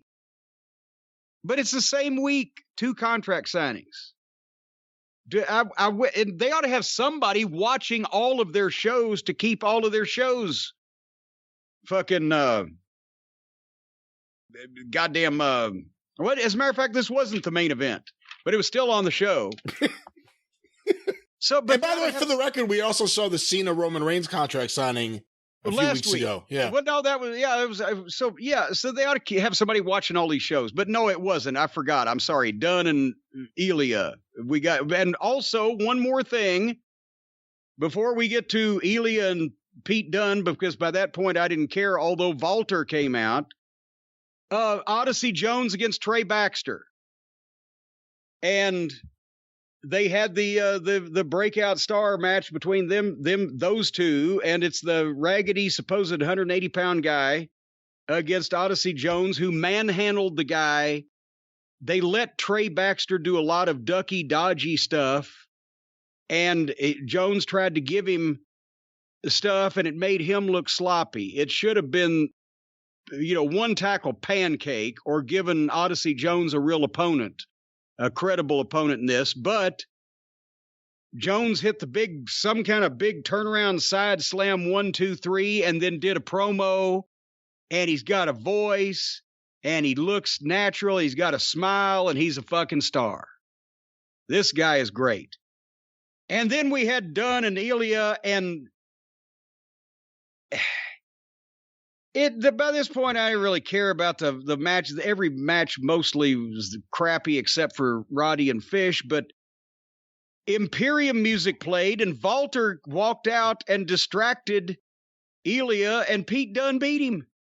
1, 2, 3, which is a screwy finish for this situation. They shouldn't have done wrestling angles with these guys. These guys had that match before. You could overlook it as being professional wrestling. In this day and age, you could overlook it and say those guys are really fighting. This is not this phony shit they're feeding us. So then they bring these guys out and do a standard wrestling angle they do with everybody else and make them phony. But Walter came in and attacked him, and Ilya came back and cleared the ring. That didn't need to be done. These guys are real. They did a UFC-style build the fucking week before and a goddamn AEW-style build the week after. So that was what that was on NXT. Well, Jim, listening to that makes me very happy that we decided to ride off from reviewing that every week, and I'm glad that I wasn't watching, and if I was, I probably would have once again ridden off on my rad power bike, letting the rest of the people here in the area see me looking as cool as possible, zooming by them, perhaps with a finger in the air. You got to work on that. I think you need to that transition needs to be written off instead of ridden off.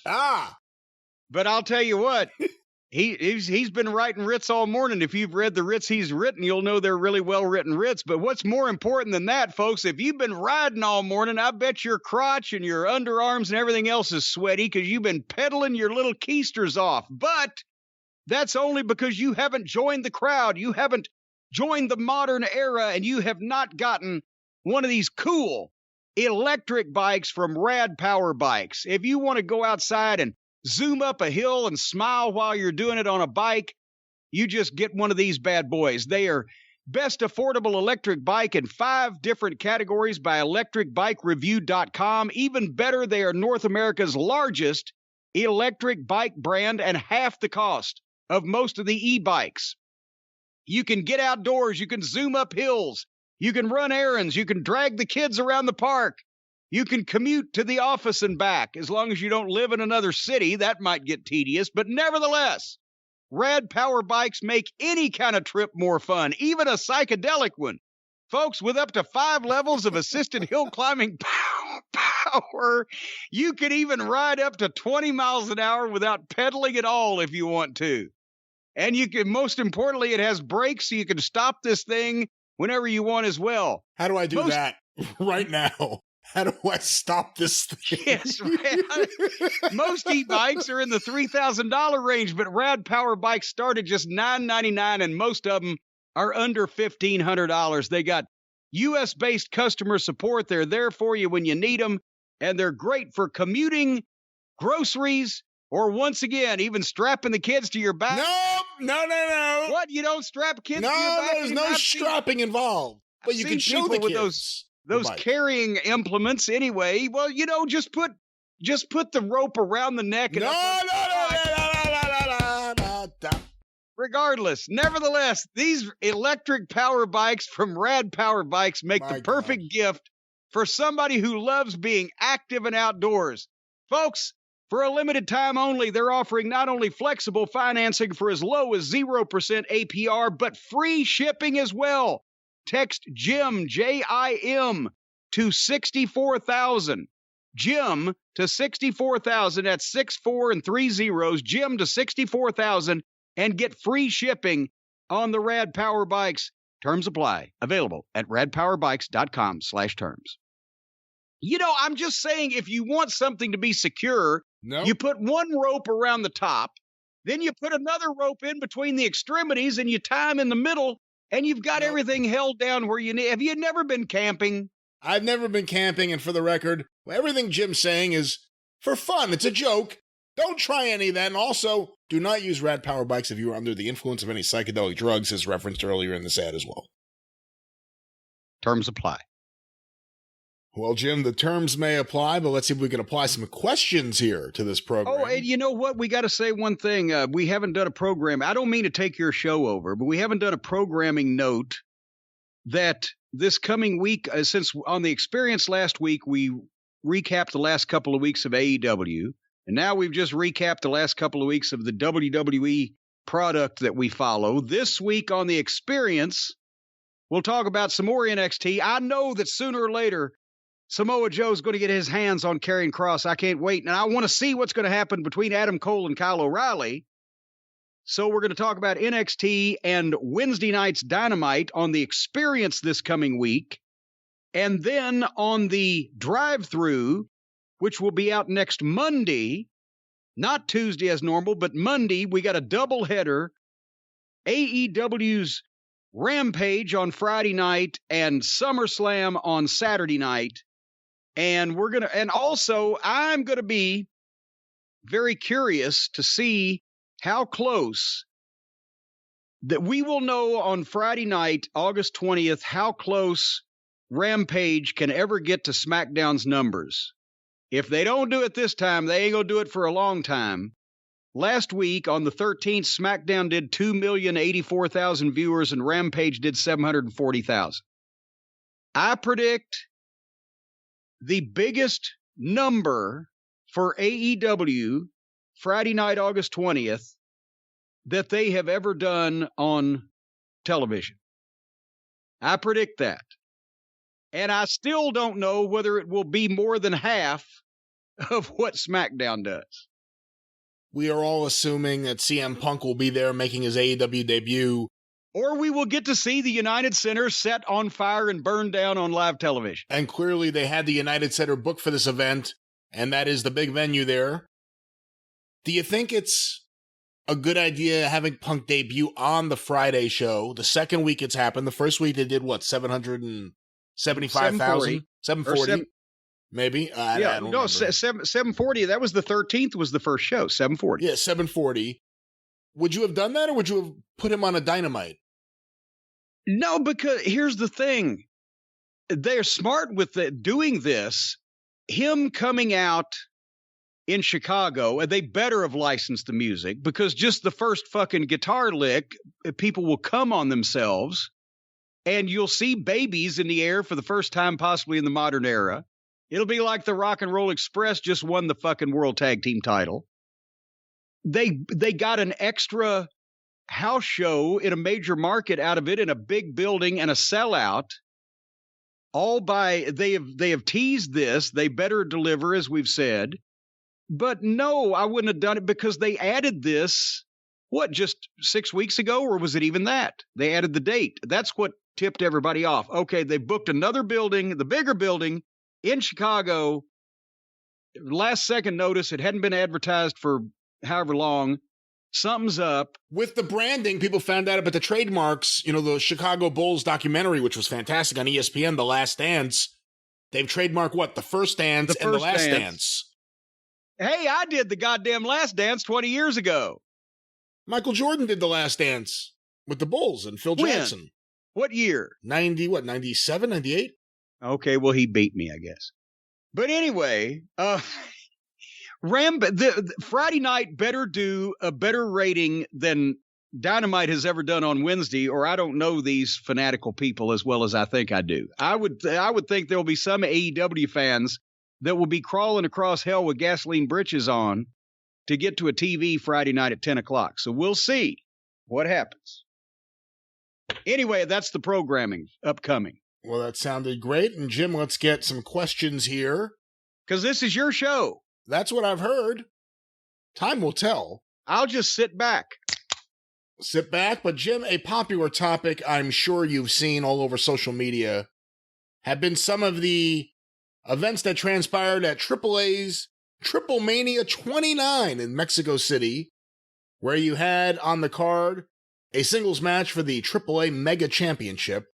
Kenny Omega with Conan versus Andrade El Idolo, or El Idolo, I think is how you actually say it. Oleo. With, as a surprise, his, I don't know if he's father-in-law or future father-in-law, but Nature Boy Ric Flair. And everybody wanted to know what I thought about. Obviously, I didn't watch the match. I saw the clip, the clip of the chop exchange and the figure fours on Twitter. I'm not going to watch a Kenny Olivier match all the way through when I can see, 30 seconds of Ric Flair afterwards. I'm sorry, but that's exactly what they should have done. We talked about if AEW signs Flair, should they let Flair wrestle again? No, with all of his health issues and everything. But in Mexico, just seeing Ric Flair throwing chops, the people were going fucking crazy. I wish he'd been chopping somebody that could sell it better rather than just turning from one to another like a stagey, ballet performance. And then on the other hand, Konnan, one chop and he's dead. As it should be, because he doesn't need to be doing a lot of that active shit either. He's, but Konnan's super over in Mexico. Flair hasn't been there in so long. My God, they were, it's like they were seeing, New York was seeing Babe Ruth in 1966. So that, yes, that was the highlight of their show, and their news getter was to have Ric Flair and Oleo chopping, twinkle toes, and have Konnan involved in the double figure fours. I worried about Rick going down, but Rick was in better shape than Konnan there. Well, yes, because again, they need to be careful. This is Mexico, and the standards are a little looser as far as letting people who might not physically be prepared for things get in the ring and do shit. It'd be under the radar, whatever. But, I'm glad nobody got hurt, but that's the perfect thing they should have done. I have no qualms with that whatsoever. And it was one of those things where, no, did it look really good like anybody in their heyday? No. And Olivier is supposed to be in his heyday. And if it'd been Ricky Steamboat feeding for those chops, or a heel like Bobby Eaton who knew how to feed like a fucking heel, or is somebody else, that would have been better. But, just seeing the legends do that in that environment, I didn't have a problem with. I don't see why they would have done anything else. Do you think Flair should have made his post-WWE debut in AAA? Well, again, the only people in the United States that are even going to know that took place are the people that know everything. To the average person in this society, Ric Flair, they wouldn't know whether he was in Mexico or not. If he's not on their TV, they don't fucking know. So I don't think it's not like he was advertised, on, Plutonium Championship Wrestling in dipshit Missouri. And it's like, oh my God, how the mighty have fallen. He's at a big event in another country. But what happens there, the average person in this country is not going to fucking know about anyway. Only the people who live and breathe this stuff on the internet and have to know everything. And we've established that there's a few million of those rabid folks still left, and a lot of other people don't give a shit anymore. Another question that comes out of this event is, and I don't know how much of it you saw, apparently there was a story going around that AAA wanted Andrade to win the mega title at this event, their biggest event, Triple Mania, the 29th Triple Mania. It's been known to be, and I think advertised since May, so it wasn't a surprise. And reportedly, Tony Khan had a veto right over his champion, Kenny Omega, as he should, and he exercised it here. So Kenny Omega loses the Impact title on national TV, but he's not allowed to lose the AAA title the next night. What do you think of all that? Have you followed that at all? Well, remember a couple of weeks ago, we were talking, people on social media were saying that, yes, Andrade will be winning the title from Omega at AAA at Triple Mania at their big show. And apparently the office down in Mexico thought that was the case also. And then they booked this giant match. And then because apparently they just put shit together from week to week on AEW's American television and just decide to let Adam Page go home and have a baby and change that match and just decide to put Christian in there and just decide to do everything on the sperm of the moment. They said, well, we can't let him get beat twice. What the fuck? Good God. If I was AAA, I would be anxious to get as far away from these fucking crazy white boys as I possibly could.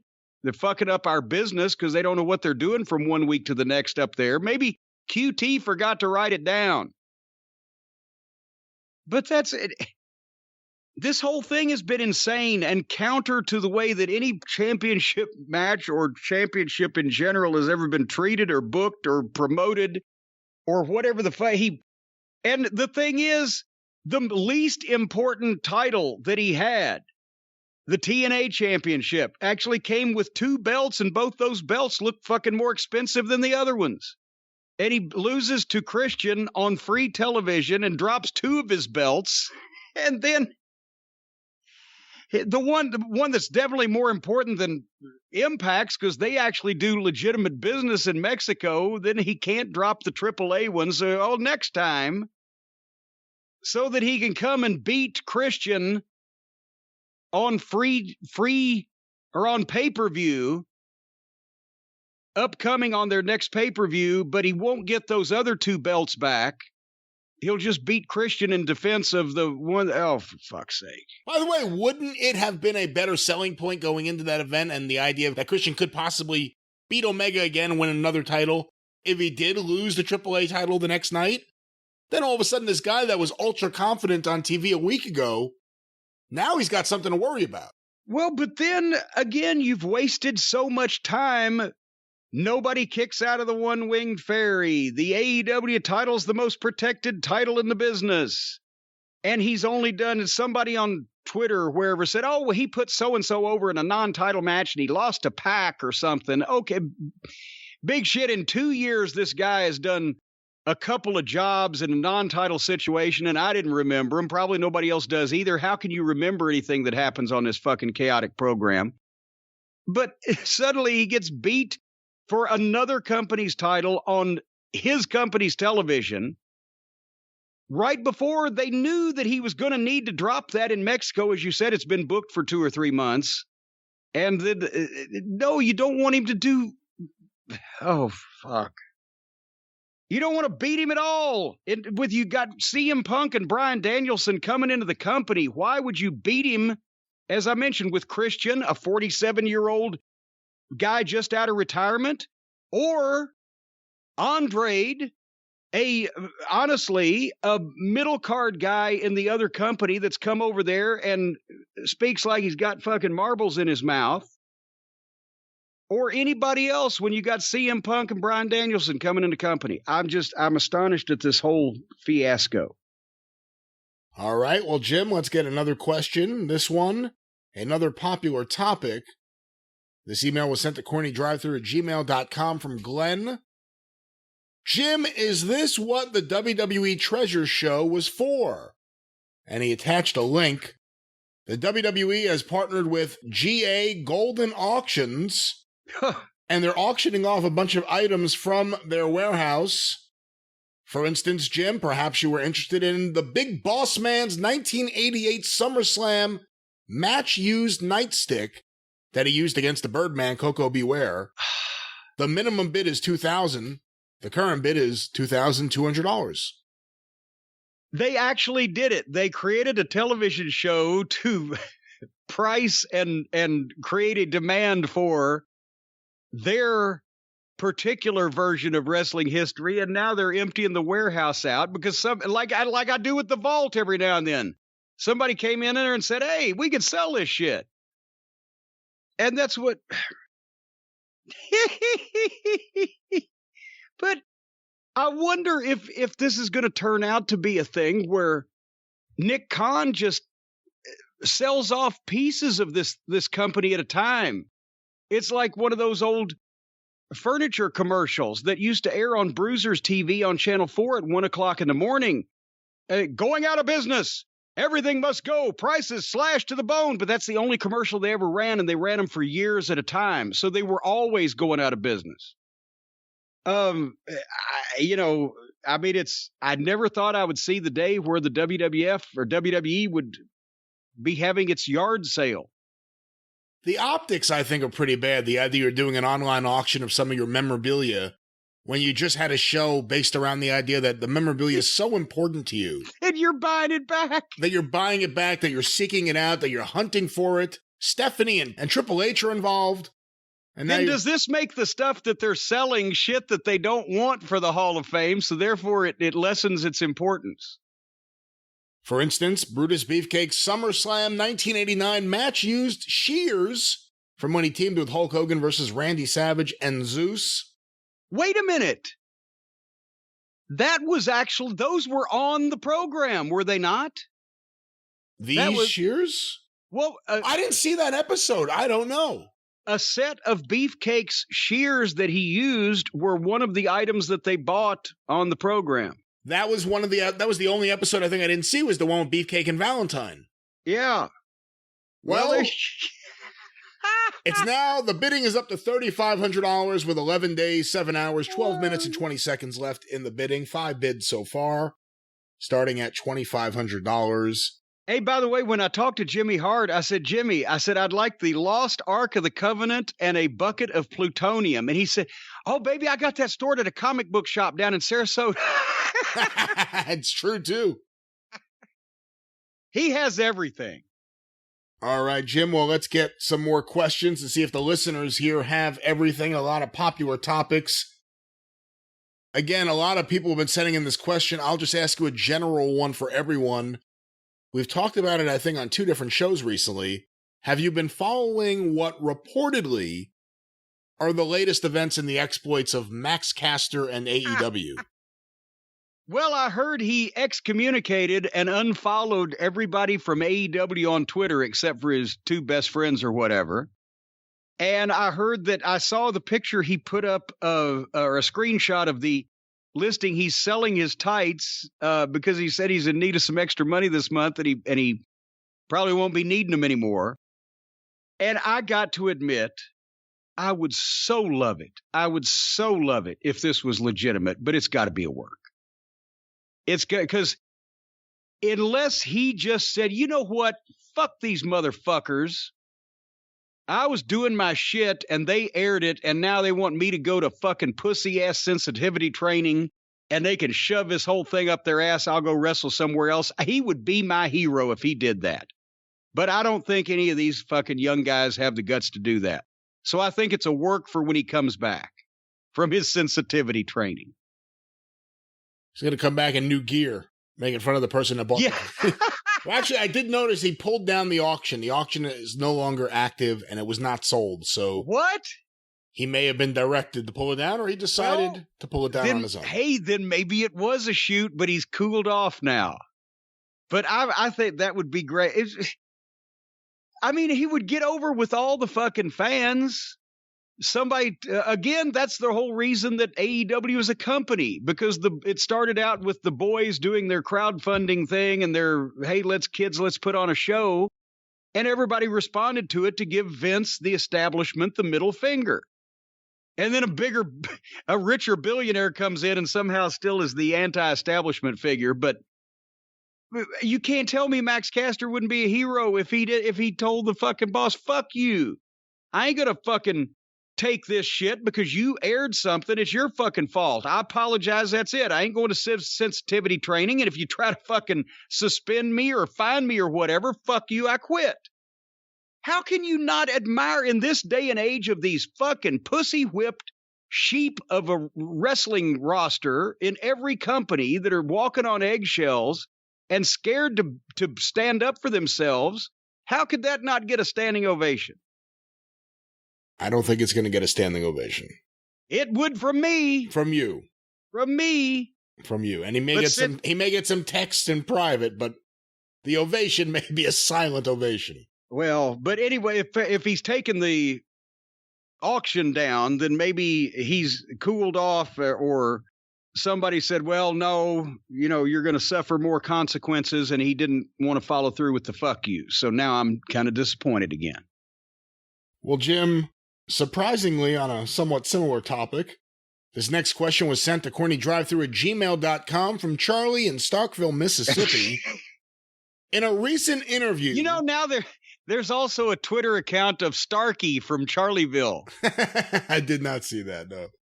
In a recent interview, CM Punk was asked about selling his ring gear to fans. Punk said, quote, "I wore trunks. Essentially underwear, right? I'm not selling my Speedo to some weirdo fanboy on the internet. I don't care how much money they are offering, because I feel weird about that." What are your thoughts on Punk's take on selling his ring gear? I've never had that issue and never looked at it that way, because obviously gear that I'm selling would not be trunks. And I've never sold any of my legitimate underwear because I seldom wear any to begin with. And usually only under a suit when I'm making professional appearances, and, I wouldn't sell those. I like the way that he put it, and that's all he did wear. Whereas even with like the Midnight Express, I know a couple guys that have old Midnight Express trunks, but Bobby wore tights underneath them. It wasn't actually all just up in his crotch, and they'd been laundered or whatever. But that is a point. I like it that I'm able to sell my suits and jackets and things of that nature, but I don't know if it was just one fucking tight set of swimming trunks that I was wearing all up in my crotchal area that I would feel comfortable about selling those either. So I've never looked at it from that direction before. I think it's actually, I understand boot collectors more than the tights.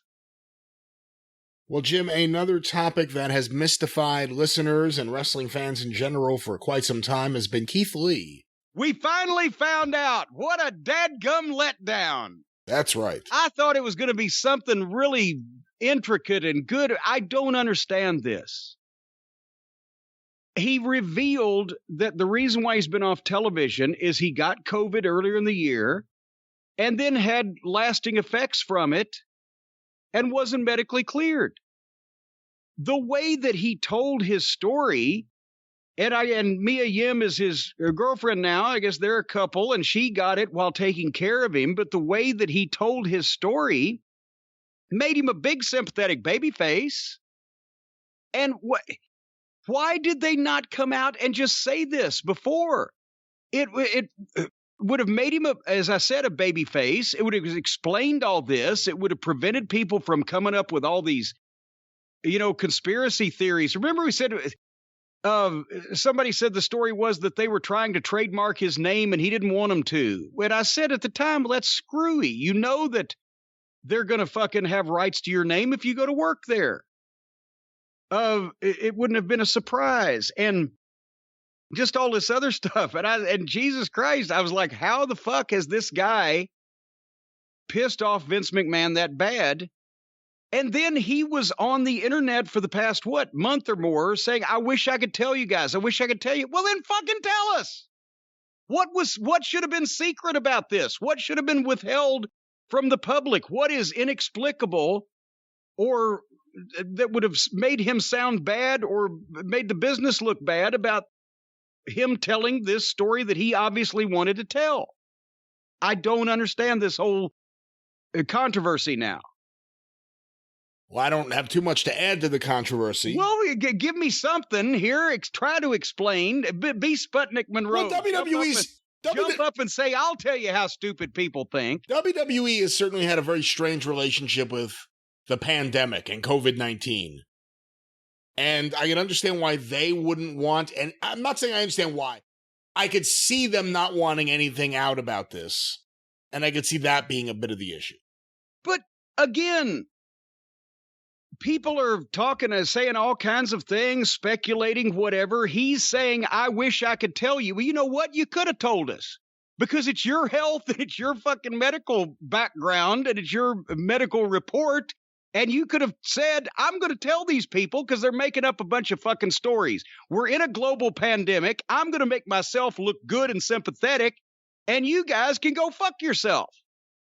But apparently even 400-pound Keith Lee has balls the size of kernels of corn. Nobody will prevent themselves from looking like idiots just because the office says, oh, don't say anything. Fuck you. It's just ridiculous. So again, he said it wasn't like I robbed a bank and they caught me, a parole violation. I had to go to prison for 6 months. I was on drugs. I was in an alley somewhere overdosing. No, I got sick and I had lingering complications. I'm telling you this because it's my fucking body and my health, and I don't want people making up stories while I'm gone off television. They go fire him. If they fire him for that, then they don't want him there anyway, and they're probably looking for a loophole. Fuck these fucking guys that just, goddamn. Soon as somebody says jump, they say how high. This is not the wrestling business anymore. This is goddamn miscellaneous bunch of Cirque du Soleil performers that are interchangeable and just told what to do until they're of no use. And I don't know why everybody is cooperating with that. You're making me cranky now. Well, let me cheer you up a little bit and think about the future prospects. And maybe that's something Keith Lee thought about when he was at home recovering. What am I going to do? What's my life after wrestling? And of course, it could be anyone at any stage of their life, any age in their life, that could begin right now with Code Academy, learning a whole new way to do things. That's right. And I'll tell you what, they're a new sponsor here on the program, and I'm excited to learn more about Code Academy because there is certainly, down through history, all these people that have been able to crack these codes. I mean, I don't think they caught the Zodiac Killer. No. It's a completely different. They read the Dead Sea Scrolls, and they've brought criminals to justice, and especially in wartime. You know, the code-breaking department, especially in World War II, was responsible for the Allies getting great victories over the Nazis and the Japanese and et cetera. So I'm all in favor of people studying these codes. And, of course, and there's the secret code of the Little Orphan Annie decoder ring. Eat more Ovaltine. You can see it took somebody, an expert in code, to be able to come up with that Little Orphan Annie code so that kids would be able to understand it all over America. Code Academy, I think, is going to lead to a mushrooming, a literal blossoming of experts in secret codes. Geez, Jim, what do they do? Well, according to the written material I have here, there's never been a better time to become a programmer. And with Code Academy, you can learn to code on your own terms. Whether you're starting from scratch or looking to advance, Code Academy can help you reach your coding goals. Learning to code might be the easiest way to change your career. As a matter of fact, whatever career you're in now, if you learn code, you can start writing ransom notes and extortion notes. Will you stop it? Stop that. Is this a different kind of code? I completely did. This is not the Zodiac Killer. There's another kind of code? Programming code. All the problems you've had, Jim Cornette, with your website, all those problems could have been solved like that if only you had taken a few minutes and sat down with Code Academy, and maybe you yourself learned how to program your own website. And that's one of the great things that people can learn from Code Academy, how to build their own sites. Oh, so Code Academy, like Hotchkiss. You can be your own Hotchkiss Featherbottom if you go to Code Academy because it's the best way to learn code online. They not only teach you job-ready coding skills, but also help you build unique projects for your portfolio. If you're a photographer, I guess you'll have a portfolio. Earn certificates and even prep for technical interviews. That's what they are. That's right. All righty. Anyway, the point is, if you know how to do this stuff, well, if you know how to do it, you wouldn't want to go to Code Academy. But if you want to know how to do it, and you know what it is, unlike me, go to Code Academy. You can get qualified for in-demand jobs in as little as 2 months. You can learn at your own pace and your own level. You can choose what to learn from building websites to analyzing data and all points in between. You can learn coding languages, including Python, HTML, Squall, HTML-CSS, HTML. No. And SQL is Squall. They actually say, you say the letters, Oh, try to pronounce it. Well, you can learn Python, HTML/CSS, SQL, JavaScript, and more. I know you use JavaScript in coffee shops. If you're not sure where to begin, like me, Code Academy will point you in the right direction. You can get instant feedback. Your code will be tested as soon as you submit it. They have a chemical, they drop that thing in, and it turns blue if it's correct. So you know if you're on the right track, folks. Interactive platforms help you learn by doing. You can build your portfolio and get a certificate of completion once that you have reached completion to make yourself more marketable to future employers. What are you laughing about? No, please go ahead.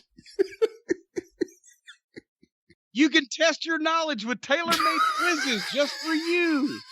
Tools and cheat sheets to help ideas stick. And you can get help from other learners or worker bees in the forum or connect with people near you in your local Code Academy chapter. You can go to Code Academy meetings where you all wear hoods and robes. And stop.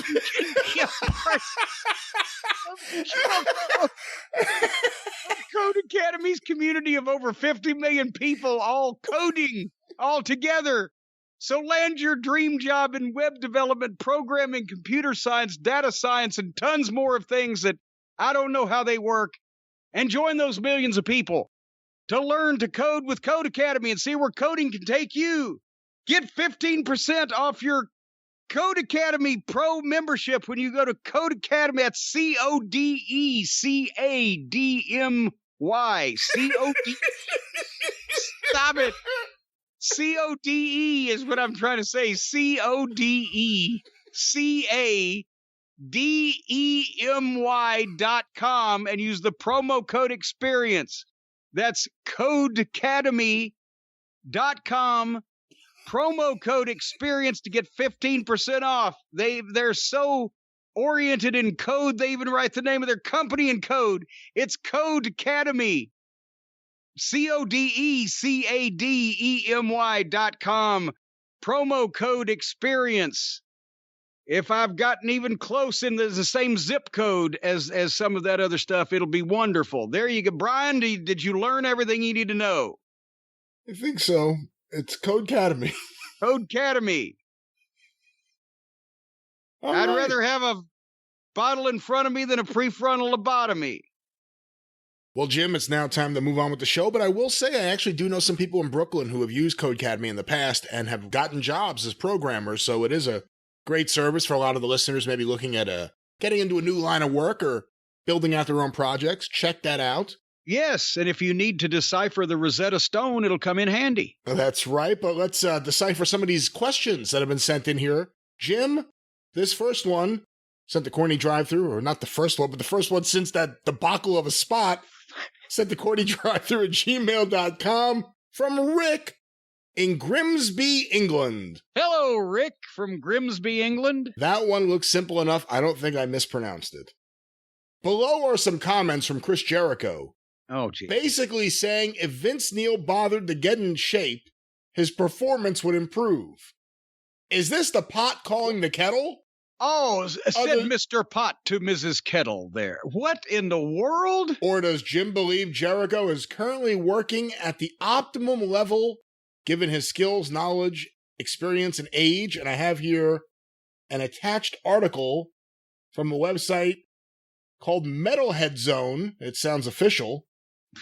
And they have some quotes here from an interview with Chris Jericho about Motley Crue going back on the road. Of course, Motley Crue's lead singer being Vince Neil. Here's the quotes. They were sniping at each other on Twitter this time last year or something, right? No, that was Sebastian Bach from Skid Row. But so what is does Jericho have a problem now with any middle-aged blonde rock singer that he thinks he can take him down? First Vince Neil and Sebastian Bach, and who's next? Bret Michaels or Axl Rose or whoever's calling me on the phone? Whoever's calling you, I think, would be next. I don't know who that is. We'll go on without him. Well, here's the quote from Chris Jericho. I'm disappointed to see Vince the way he is.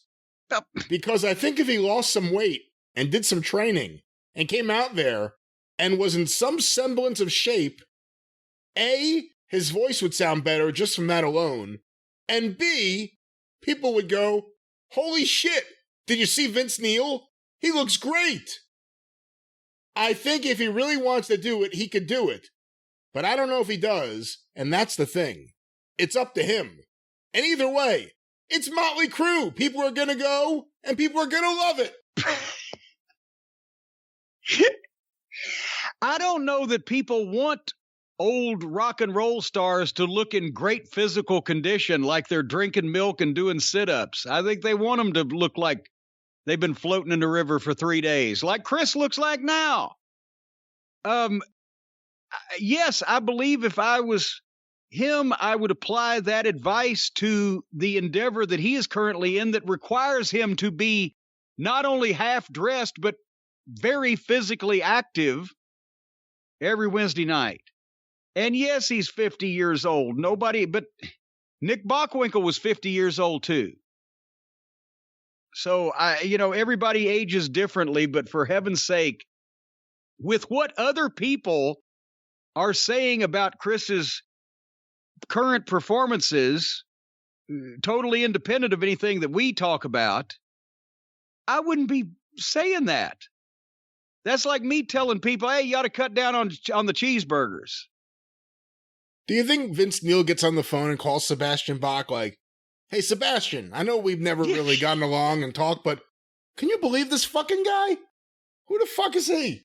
So it was Sebastian Bach that Jericho was trying to get one over on when he released that video of him singing a cappella that time. Remember? A cappella, oh, a cappella. Yeah. No, when he was doing the thing where it was some heavy metal song that he would, with no music and just on his camera phone, was screaming or screeching, I will sing in this fake voice. Yes, in this fake voice. I'll sing this over the top. And then he actually said, how was that? Not bad, huh? Yes, it was exactly that. It was bad. I don't think that Robert Plant is not currently shaking in his boots from Chris Jericho, Vince Neil, or Sebastian Bach, but I would think that Chris would lighten up on the telling rock stars in his same age group, you need to get in shape. I love it so much. The Sebastian Bach one is my favorite because he's not known for backing down, and he didn't. And he went the other way. Instead of he just started challenging. He was like, hey, shrimp, fight me. Whatever he was saying. The guy had just been the world champion in AEW, and he has this guy challenging him to fight on Twitter. Sebastian Bach. But there it is, Chris Jericho. The question is, what rock star will he critique next? Perhaps he's out of touch with what's happening in music. Well, it's so sad when music passes people by that were never actually in it to begin with. It's sad. Well, Jim, speaking of sad, let's get another question here. Actually, it's not sad at all, but... Is it going to make me sad? It could. This one was sent to CornyDriveThru@gmail.com from Matt in New York City. I hope this email finds you well. I had a different kind of question than the usual ones that come into the show. I don't know if you are familiar with the old show Inside the Actor's Studio, hosted by James Lipton. James Lipton, who was like 97 years old, apparently. Essentially, he would interview a different celebrity of some kind each week, and he would end each interview asking them all the same 10 questions. I wanted to know if you did not mind answering those 10 thought-provoking. So this guy gets 10 questions now? This is even surpassing Charlie from Starkville. Well, he gets one question, but his one question incorporates the 10 questions of James Lipton. I shall try to be brief. All right. By the way, just so you know, Matt says he wishes you nothing but happy days ahead, if that makes you feel a little better about answering these questions. Well, that was awful suck-up-ish of him. Question 1, Jim, what is your favorite word? Fuck. I don't know. My favorite word? Dinner. What is your least favorite word? Now we're excluding proper names, right? A name can't be a word. I have to have a word, not a name. I guess a name could technically be your least favorite word. Well, how about this? This will catch all of them. Writer. Jim, what turns you on? Having electricity throughout this entire program. People don't know we took an hour and a half off in the middle because my power went out over here. Yes, that's what turns me on. Electricity, baby. What turns you off? The direction of all these questions. What sound or noise do you love? Oh, God. Can you imagine being asked this in front of a room full of film students? Because these are the stupidest questions that have ever... What sound or noise do I love? Well, I like the smell of my own farts, but they can sound annoying every so often. So I will go with the lilting yip of my little Harley Quinn. Well, what sound or noise do you hate?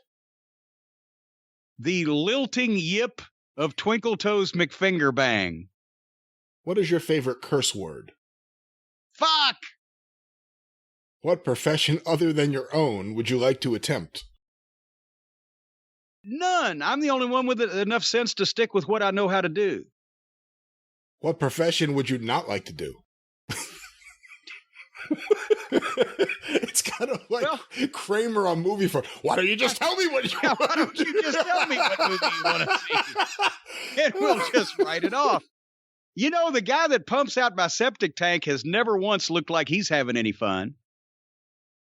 If heaven exists, what would you like to hear God say when you arrive at the pearly gates? We've made a mistake. Turn around and get the fuck out of here. Well, there it is. From inside the actor studio to right here on the Jim Cornette Experience. And we'll move on from this question to another one right now. Jim, we have more questions real quick because this is so ridiculous. It's a rumor going around there, and apparently even some wrestling personalities are saying it. I think I saw something that said Gary Wolf, Pitbull #1, said it. And I have something here that says in an email that Rhino said it. Thoughts on the rumor? Okay, so it's part of the animal kingdom. We've got Pitbulls saying it. We got rhinos saying it. The rumor that Vince McMahon secretly owns AEW. Oh, for God's sake. I can't for the life of me explain why that those guys would, what the point of them saying that if they're working. They're obviously working because they can't believe that because it's ridiculous. So I'm trying to figure out what their goal is by stirring people up by saying that just to get a story or a rumor out or whatever. But no, living in the real world. No, of course, that's ridiculous. And I like Rhino. I don't know that I've ever met. I'm sure I did 30 years ago at some point. The pit bull. But I like Rhino, and I don't know why he would say something like that because he can't honestly believe it. Jim, our next question sent to CornyDriveThru@gmail.com from Steve in Jersey. What are your thoughts on Harvey Whippleman? Downtown Bruno. The new alderman in Walls, Mississippi. Did you see that he ran for city alderman and won? From a double wide in Walls all the way to the double wide that the county offices are in Walls. I like Bruno. I always have. He's a nice guy. He was dedicated to the business. He loved being around the business and the boys. He's, as a manager, he got heat just with that voice and that, and his little scrawny look and the patter that he had. They tried to play him mostly for Harvey Whippleman, like that's Vince's, epitome name for a nerd or something like that, but a pipsqueak, a shrimp.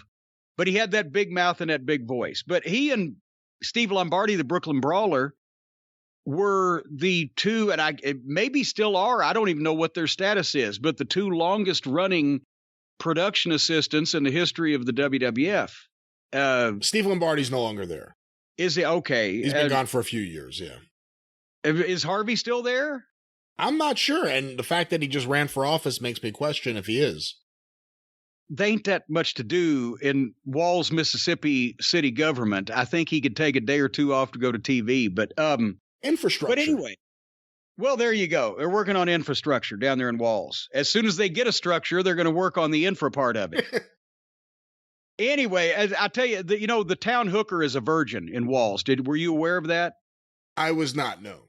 Yeah, and it's a small town. The hotel is very small. It's so small, I checked in there one night, I stuck the key in the door and broke the window. Hey, let me ask you a question. Knowing you do like the guy. Yes. But we have a circle of honesty here. How much of the Downtown Bruno gimmick was stolen from Dr. Mark Curtis? Well, that was the bone of contention that Brian Hildebrand had with. See, here's the thing. They both came from the Pittsburgh area. They both were approximately the same size. They both kind of had the same image starting out, with the raggedy manager. But and Brian was mad because Bruno got a spot that he never got, where they each got shortchanged somewhat, and it worked against Brian more than it worked against Bruno, is Bruno was a much better promo, and Brian was a much better worker. And as a manager, the promo got the spots over, being able to work. Brian was as good a worker as anybody in the ring. Bruno was not. But Brian never got really comfortable with spitting out a fucking promo that, would grab you. And that's what Bruno did. So, if you could have just combined somehow, if you could have combined Brian Hildebrand's working ability and his love of the business and all of his personality with Bruno's promo and his love of the business and his personality, and probably because Brian was in great shape too, just small. So it probably would have worked better if the manager that could work had Downtown Bruno's body, because then it would have been even more heat getting. But each of them had something the other needed. But there was quite a bit of give and take there in their early years on the independents. Well, Jim, perhaps someone like Downtown Bruno, Harvey Whippleman, whatever you want to call him, looks back on his time in WWE and says, hey, I was mistreated. I was abused. They sent me out for Chinese food. They treated me bad. I had to hang out with Lombardi. Ugh. Perhaps someone like that would say, I need to sue. Well, I don't know if they would or not, because for one thing, Bruno and Lombardi were just like brothers. They were just two peas in a pod. They got along very well. And besides that, they didn't just go out and get Chinese food. I remember one specific time we were in the South Florida area, and they went out and got me a big bucket of wings because I was bored as shit. And I was telling all the job guys, if I didn't have some wings, I was probably going to flip out and kill somebody. But anyway, as to relates to your segue, no matter what his problem was, or if he gets in trouble as an alderman down there in Walls, Mississippi, and there's some talk of illegal payoffs at the town garbage dump, then he might want to call the one, the only, the consigliere, the man, the myth, the legend. Call Stephen P. News.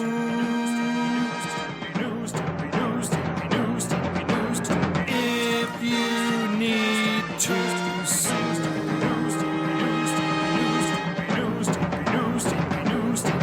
An outlaw mud show or two. He'll sue the rest.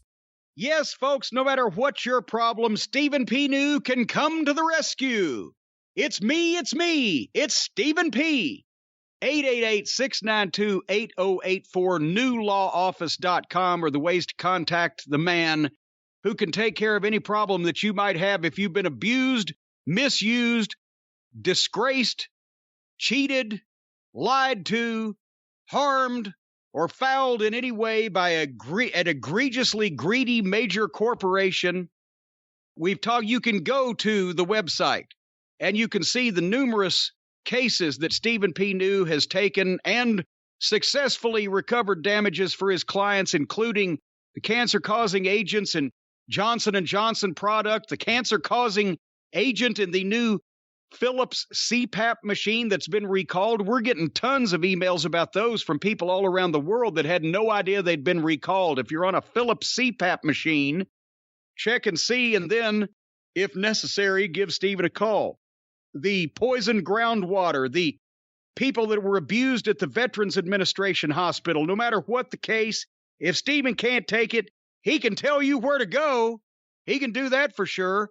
And he also currently holds the record for the most people drawn to a professional wrestling event since Smoky Mountain Wrestling started running the Raleigh County Armory in Beckley. He beat all of the Smoky Mountain shows with the All-Star Wrestling event that he sponsored last week. Congratulations to Gary Damron and Stephen P. New. But if you need to sue or even just know that you need to talk to somebody and get some advice, newlawoffice.com, 888-692-8084. That's right. But Jim, let's get a few more questions. I know it's right. I've got the number memorized. We've been talking about this for years now. You had memorized. Memorized. Is it written in front of you as well? No, it's not. It's memorized. Okay. I didn't know. See, I can close my eyes and still 888-692-8084. Now open my eyes again. See, I wasn't looking at anything. Well, once again, the circle of trust applied here, the circle of honesty, if I'm going to believe that your eyes were indeed closed. Would I lie about closing my eyes? What a thing to lie about. Because who would suspect it? Who would suspect that? What's more, what type of low-down individual would lie about having their eyes closed? Especially if they'd been asked by a female to close their eyes so that they could undress. You would be a terrible person to lie about that. I'm going to let you stew in that one. That used to happen a lot back in the old days when there was only one locker room. Close your eyes. Okay. And then Tommy Young got dressed and you both walked out. Hey! No. All right, well, let's get our next question here. This was said... Hold on here. Wait a minute. Oh, holy shit. This was said, CornyDriveThru at gmail.com, from Joe in Tampa. Good day, Mr. Cornette and Mr. Last. You guys get me through cleaning my school every week. Thank you for that. My question is, I recently attended a signing with Dennis Knight at a local toy store where he told us a story where it shows when fans would ask to have things signed, they would bring it back, and Triple H, having the best penmanship, could sign any of the wrestlers' signatures. I know this is common in baseball, but does this happen in wrestling as well? Well, yeah, let me just say this. With some unscrupulous individuals, autographs have been known to be forged in some cases. I have never authorized anyone to sign anything for me, and I've never signed any other person's name, but I can't make a blanket statement. These things do go on. And sometimes, honestly, I mean, that's kind of like a rib that we used to do in the old days, you know, especially the heel side, because the heels are always looking to have more fun. The baby faces are usually up their own ass sniffing their own farts, right? The heels like to have fun. So normally the fans didn't want our autograph or want to take a picture of us or whatever anyway, because we're fucking heels. But occasionally you would get the brave fan that wanted an autograph and you'd give that. But sometimes back in the old days, when the fans would bring either their Kodak Instamatic camera or their little pocket cameras or whatever, you remember those. And because nobody had a phone on a camera, because nobody had a phone in their pocket in those days. And some fan, usually female, would come up and say, oh, they wouldn't see so-and-so standing out there. So they would ask one of the boys, "Cal, can you take my camera in the locker room and take a picture of so-and-so?" Well, the guy's thinking like, okay, so I'm standing here, but I'm chopped liver. You want me to be a stooge for you and go back and take the picture of the big star, right? So the camera, sure, of course, the camera would go back in the locker room. And anywhere from 4 days to a week or 2 weeks later, whenever it was that person had gone and got that roll of film developed and it was returned to them, if they did print the pictures, the person would see a bunch of pictures of close-up sphincters, puckered sphincters and assholes, dicks hanging everywhere, shit in toilets, a variety of things like that. And the only bad part about it was you never actually got to be there to see the look on their face when they got the pictures back. But yeah, it's very unscrupulous to forge autographs, though, and I do not involve myself in such activity. Did you witness Triple H doing it, and do you remember any wrestlers that had a reputation for specifically being able to forge wrestler signatures? No, well, I never saw Triple H do it because, like I've said before, I wasn't on the road. These are at house shows. This is not going on at television, right? I wasn't on the road for most house shows. I'm sure that was the case then, but I do know that when he lived here in Louisville, Aaron the Idol Stevens was very adept at signing a variety of names. Let's just leave it at that. All right. Well, Jim, let's get another question here. This one sent to CornyDriveThru@gmail.com from Steve in Manchester, UK. Who do you think was Ric Flair's greatest rival? Dusty Rhodes? He was just as charismatic and a great talker. The common man versus the rich, arrogant champion was great storytelling. Ricky Steamboat? Created technically spectacular matches and a legendary trilogy from 1989. Terry Funk? Two huge names with Flair as the babyface, wild fights, and something a little different from Flair. So those are the three options there from Steve in Manchester. Jim, the greatest rival for Ric Flair.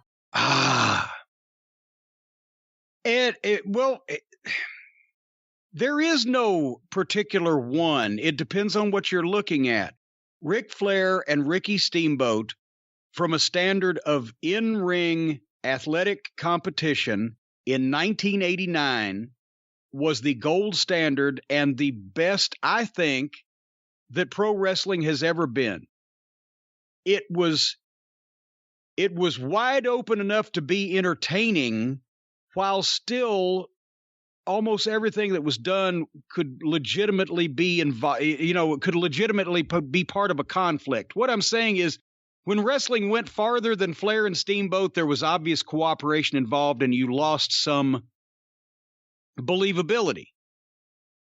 Flair and Steamboat also, conversely, went as far as you could to make an athletic contest entertaining. I think that was probably the perfect balance. I don't know that it's been matched since then. But that didn't draw the most money. That was Flair and Dusty. Of all of the rivals that Flair had when he was champion from 81 to whatever his last run was in WCW early 90s, or in the WWF, the only rival that Flair had that was a bigger box office star really than Dusty would have been Hogan and arguably Savage. And Flair and Hogan and Flair and Savage didn't draw as much money as Flair and Dusty did, even though it was in the WWF. What about Harley? Well, Flair and Harley, I couldn't tabulate the money they drew. It was up there. But at the same time, I don't think it didn't last as long, and it wasn't as hot as Flair and Dusty as far as people cheering the babyface, booing the heel, and having to see the rematch, and et cetera, et cetera. And it wasn't technically as brilliant as Flair and Steamboat, because Flair and Wyndham would be in there for a technical standpoint if it hadn't been for Steamboat. If it wasn't for Flair and Steamboat in 89, Flair and Steamboat in 87 may have been the best. Flair and Wyndham. Or Flair and Wyndham, yes. I'm sorry. Flair and Wyndham in 87 may have been the best NWA world title matches in the ring that anybody ever had. But they didn't draw the money that Flair and Dusty did. Even though they drew better than Flair and Steamboat did because of the timing. Flair and Wyndham got to work for Crockett while the things were hot. Flair and Steamboat had to work for WCW under TBS and Jim Herd when things had drastically cooled off. And as much as I love Terry Funk and I love the Terry Funk Ric Flair feud, I don't think you could put Terry Funk on a list of the top greatest rivals just because it was only one run and was relatively short. Right. And I mean, they had wrestled before in, a few times in history, but it wasn't like that they had a long run. Funk and Dusty was a much longer running rivalry than Flair and Funk. And people put Terry in that equation because the matches they did have were so good and so different from what Flair was normally doing. And the angle was so good. And just seeing Terry Funk back on national TV in 1989, people were losing their shit, and rightfully so. But he wasn't a long-term career rival or a mega box office, situation with Rick. And then, I mean, you can go back to the Carolinas in the 70s before Rick was really national, where he had the rivalry with Valentine after they broke up and matches with Steamboat when Steamboat was a babyface. Mulligan. And matches with Snuka, rather. When Snuka was a babyface, what I'm trying to say. And as well as Steamboat in the Steamboat matches in the 80s surpassed the Steamboat matches in the 70s because they had so much more experience. And plus the video quality is so much better. Mulligan was one of the biggest draws that Flair had as an opponent when they switched Mulligan babyface after Flair and Mulligan had been together for so long. And that drew more money than him and Flair and Piper or Flair and Snuka or Flair and Steamboat in the Carolinas or whatever. But the matches, it was Blackjack Mulligan's match and Ric Flair bumping. But as a matter of fact, he told me himself, Flair did. When the Midnight and the Rock and Roll sold out the Charlotte Coliseum February 2nd of 1986 for our first match with them in Charlotte, that was the first legitimate full sellout of the Charlotte Coliseum for wrestling since Flair and Mulligan had done it in 1978. And the Flair and Mulligan drew big business in every town in the territory. But the matches weren't nearly as good as Flair and Funk or Flair and Steamboat or Flair and Snook or whatever. So you can't really quantify something like that and say who was the greatest rival. Then in what criteria are you judging? Drawing money, having the epitome of a great pro wrestling match, somewhere in the length of the rivalry. It's not, you can't pin it down. Yeah, greatest rival. How about Bischoff? Yeah, and that could be, depending on your criteria, Ric Flair's greatest rivals could have been Eric Bischoff or Jim Herd.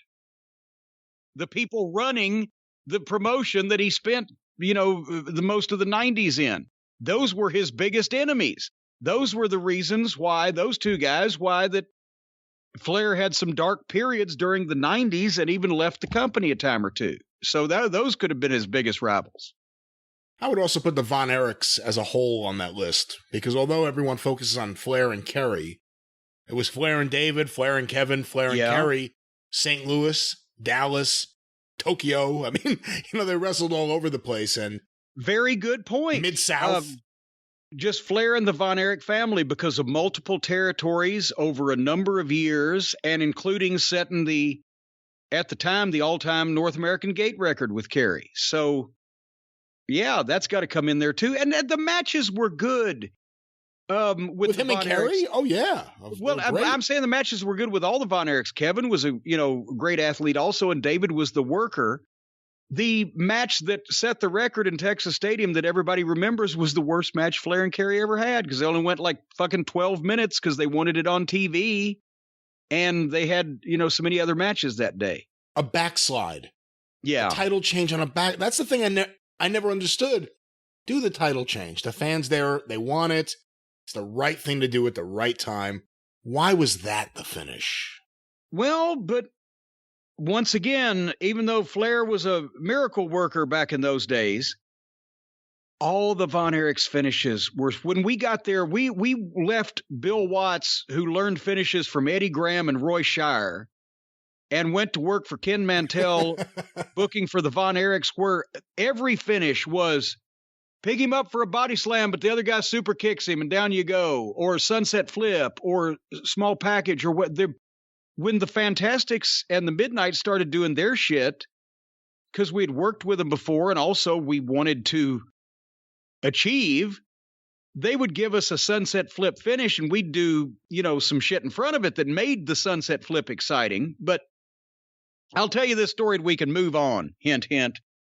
So Kerry comes up to Oklahoma City and Tulsa one day to work for Watts because the world-class TV is on in the Oklahoma markets too, and all those talents were big there. And Kerry and Flair set a record in Tulsa, the gate record in Tulsa, a couple months after we set it with the Rock and Roll, a couple months after we set it with Watts and Dog. Anyway, so Dundee's the booker. So he goes in the babyface locker room because babyface and heels were separate. And he's given finishes. But he comes up to Kerry and he's just visiting there. He's just working with someone on the card just to be a name on the card. So Dundee says, Kerry, you're going over. What do you want to do? How about a sunset flip? Okay, mate, you got it. And then Dundee goes around and talks to, some of the other boys, and he's fixing to head out to go over to the heel locker room. And Kerry stops him. Hey, Bill. Yep. What was that finish again? The finish he gave him, the sunset flip. Yeah. Sunset flip. One he came up with. And Dundee comes straight over the other side, was like, listen to what he just, But so you didn't make it complicated, and you called it as it went because the boys were not going to. I was told that's why that the office started giving written directions to all the spot shows that Dallas ran, because if the boys went to the town and went to a school and it wasn't the school that the matches were being held at, they'd just turn around and go back to Dallas sometimes. Now that's amazing, and I want to spell that out a little bit. If there was a house show at a school and the Von Erichs decided they were going to go work that show but went to the wrong school, they would just go home instead of figuring out where the right school was. Bronco Lubitsch had told me that had happened at least once. So anyway, so you, with your booking sheet for all the spot shows that we only ran like once a year or every great once in a while, you got a strip of paper with, they typed out the directions from Dallas and Xeroxed it. They had to give, we'd never before or since did we ever get directions to a fucking town that we were booked in. But they couldn't just give, I was told, they couldn't just give the Von Erichs the written directions and make them look like Ned, so they gave them to everybody. And it helped out, but we were capable of finding this shit on our own. Everybody had a road atlas in their car, and these small towns, when you pull in, you stop at a gas station. Where's the so-and-so county high school? That's all you got to do. Well, Jim, that's going to be our final question, but I think that's going to be an interesting segment. We're going to do this again next week, and I'm going to give you a heads up now so you can think about it. Next week, I'm going to ask you a question, because I like this one. You could have as many as you want, but we're going to narrow it down to the top 3. Who are the top 3 career rivals of Dusty Rhodes? We'll do that on next week's Drive Thru. Okay. All righty then. But let's wrap up. We'll get some feedback. Well, I don't want their feedback. The feedback's usually awful. Let's just go with what we have in our head. Our fans are smart. We've established this. They're well-read, learned. I agree. Have high IQs. Absolutely. Keep your feedback to yourselves. But with that, the Drive Thru has closed. Shit. I give up. All right. Well, you can hear us this weekend on the Jim Cornette Experience, wherever you find your favorite podcasts. Of course, back next week on the Drive Thru for a very special episode reviewing what we assume will be the debut of CM Punk for AEW at Rampage, or the citizens of Chicago rampaging through the streets. Find out what happens. Wait, the night Chicago died. The night Chicago died. Brother, what a night it really was. Brother, what a fight it really was. Glory be. Of course, you can hear that on the Drive Thru next week. Stop mocking me! No one's mocking you. You can hear classic episodes of the Drive Thru and the Experience by becoming a patron. Patreon.com/Cornette. For only $5 a month, you get access to the incredibly rich archive of shows from the very beginning in 2013 up to 2017. More shows about to be added this week. The official Jim Cornette College of Wrestling Knowledge, patreon.com/Cornette. Of course, the official Jim Cornette YouTube channel. Just go to YouTube and search for Jim Cornette for full episodes, clips of episodes, and omnibus collections. If you want to share anything you hear on this show, go find the clip with the exclusive and popular Travis Heckel artwork on YouTube and share it right now from the official Jim Cornette YouTube channel. Share it. Share it. Don't be greedy. Share it. Be generous. You can follow Jim on Twitter at @TheJimCornette. You can follow me on Twitter at GreatBrianLast. You can hear me on the 605 Superpodcast at 605pod.com. Available wherever you find your favorite podcasts. Don't forget, Cornette's Collectibles at JimCornette.com and Cameos, which can be purchased. I'm so confused. No, they can't. No, they can't. We did the cameos this past week. We did the cameos this past week. We sold the cameos this past weekend, and we're shooting the cameos tomorrow and fulfilling the It's not the selling of the cameos, but it is indeed the fulfilling and sending out of the cameos that counts. But no more cameos for a while. That's right. You don't have to be happy about it. I'm not happy about it.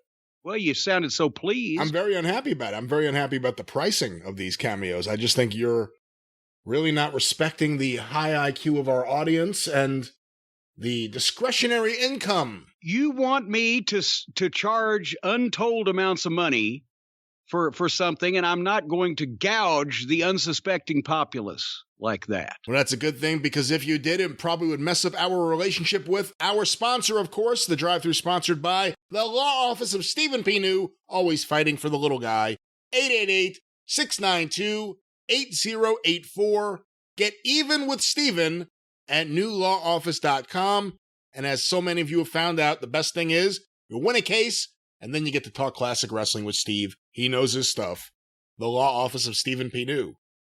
But with that, until this weekend on The Experience, and next week back here on the Drive Thru, for Jim Cornette, I'm the Great Brian Last. Tally-ho!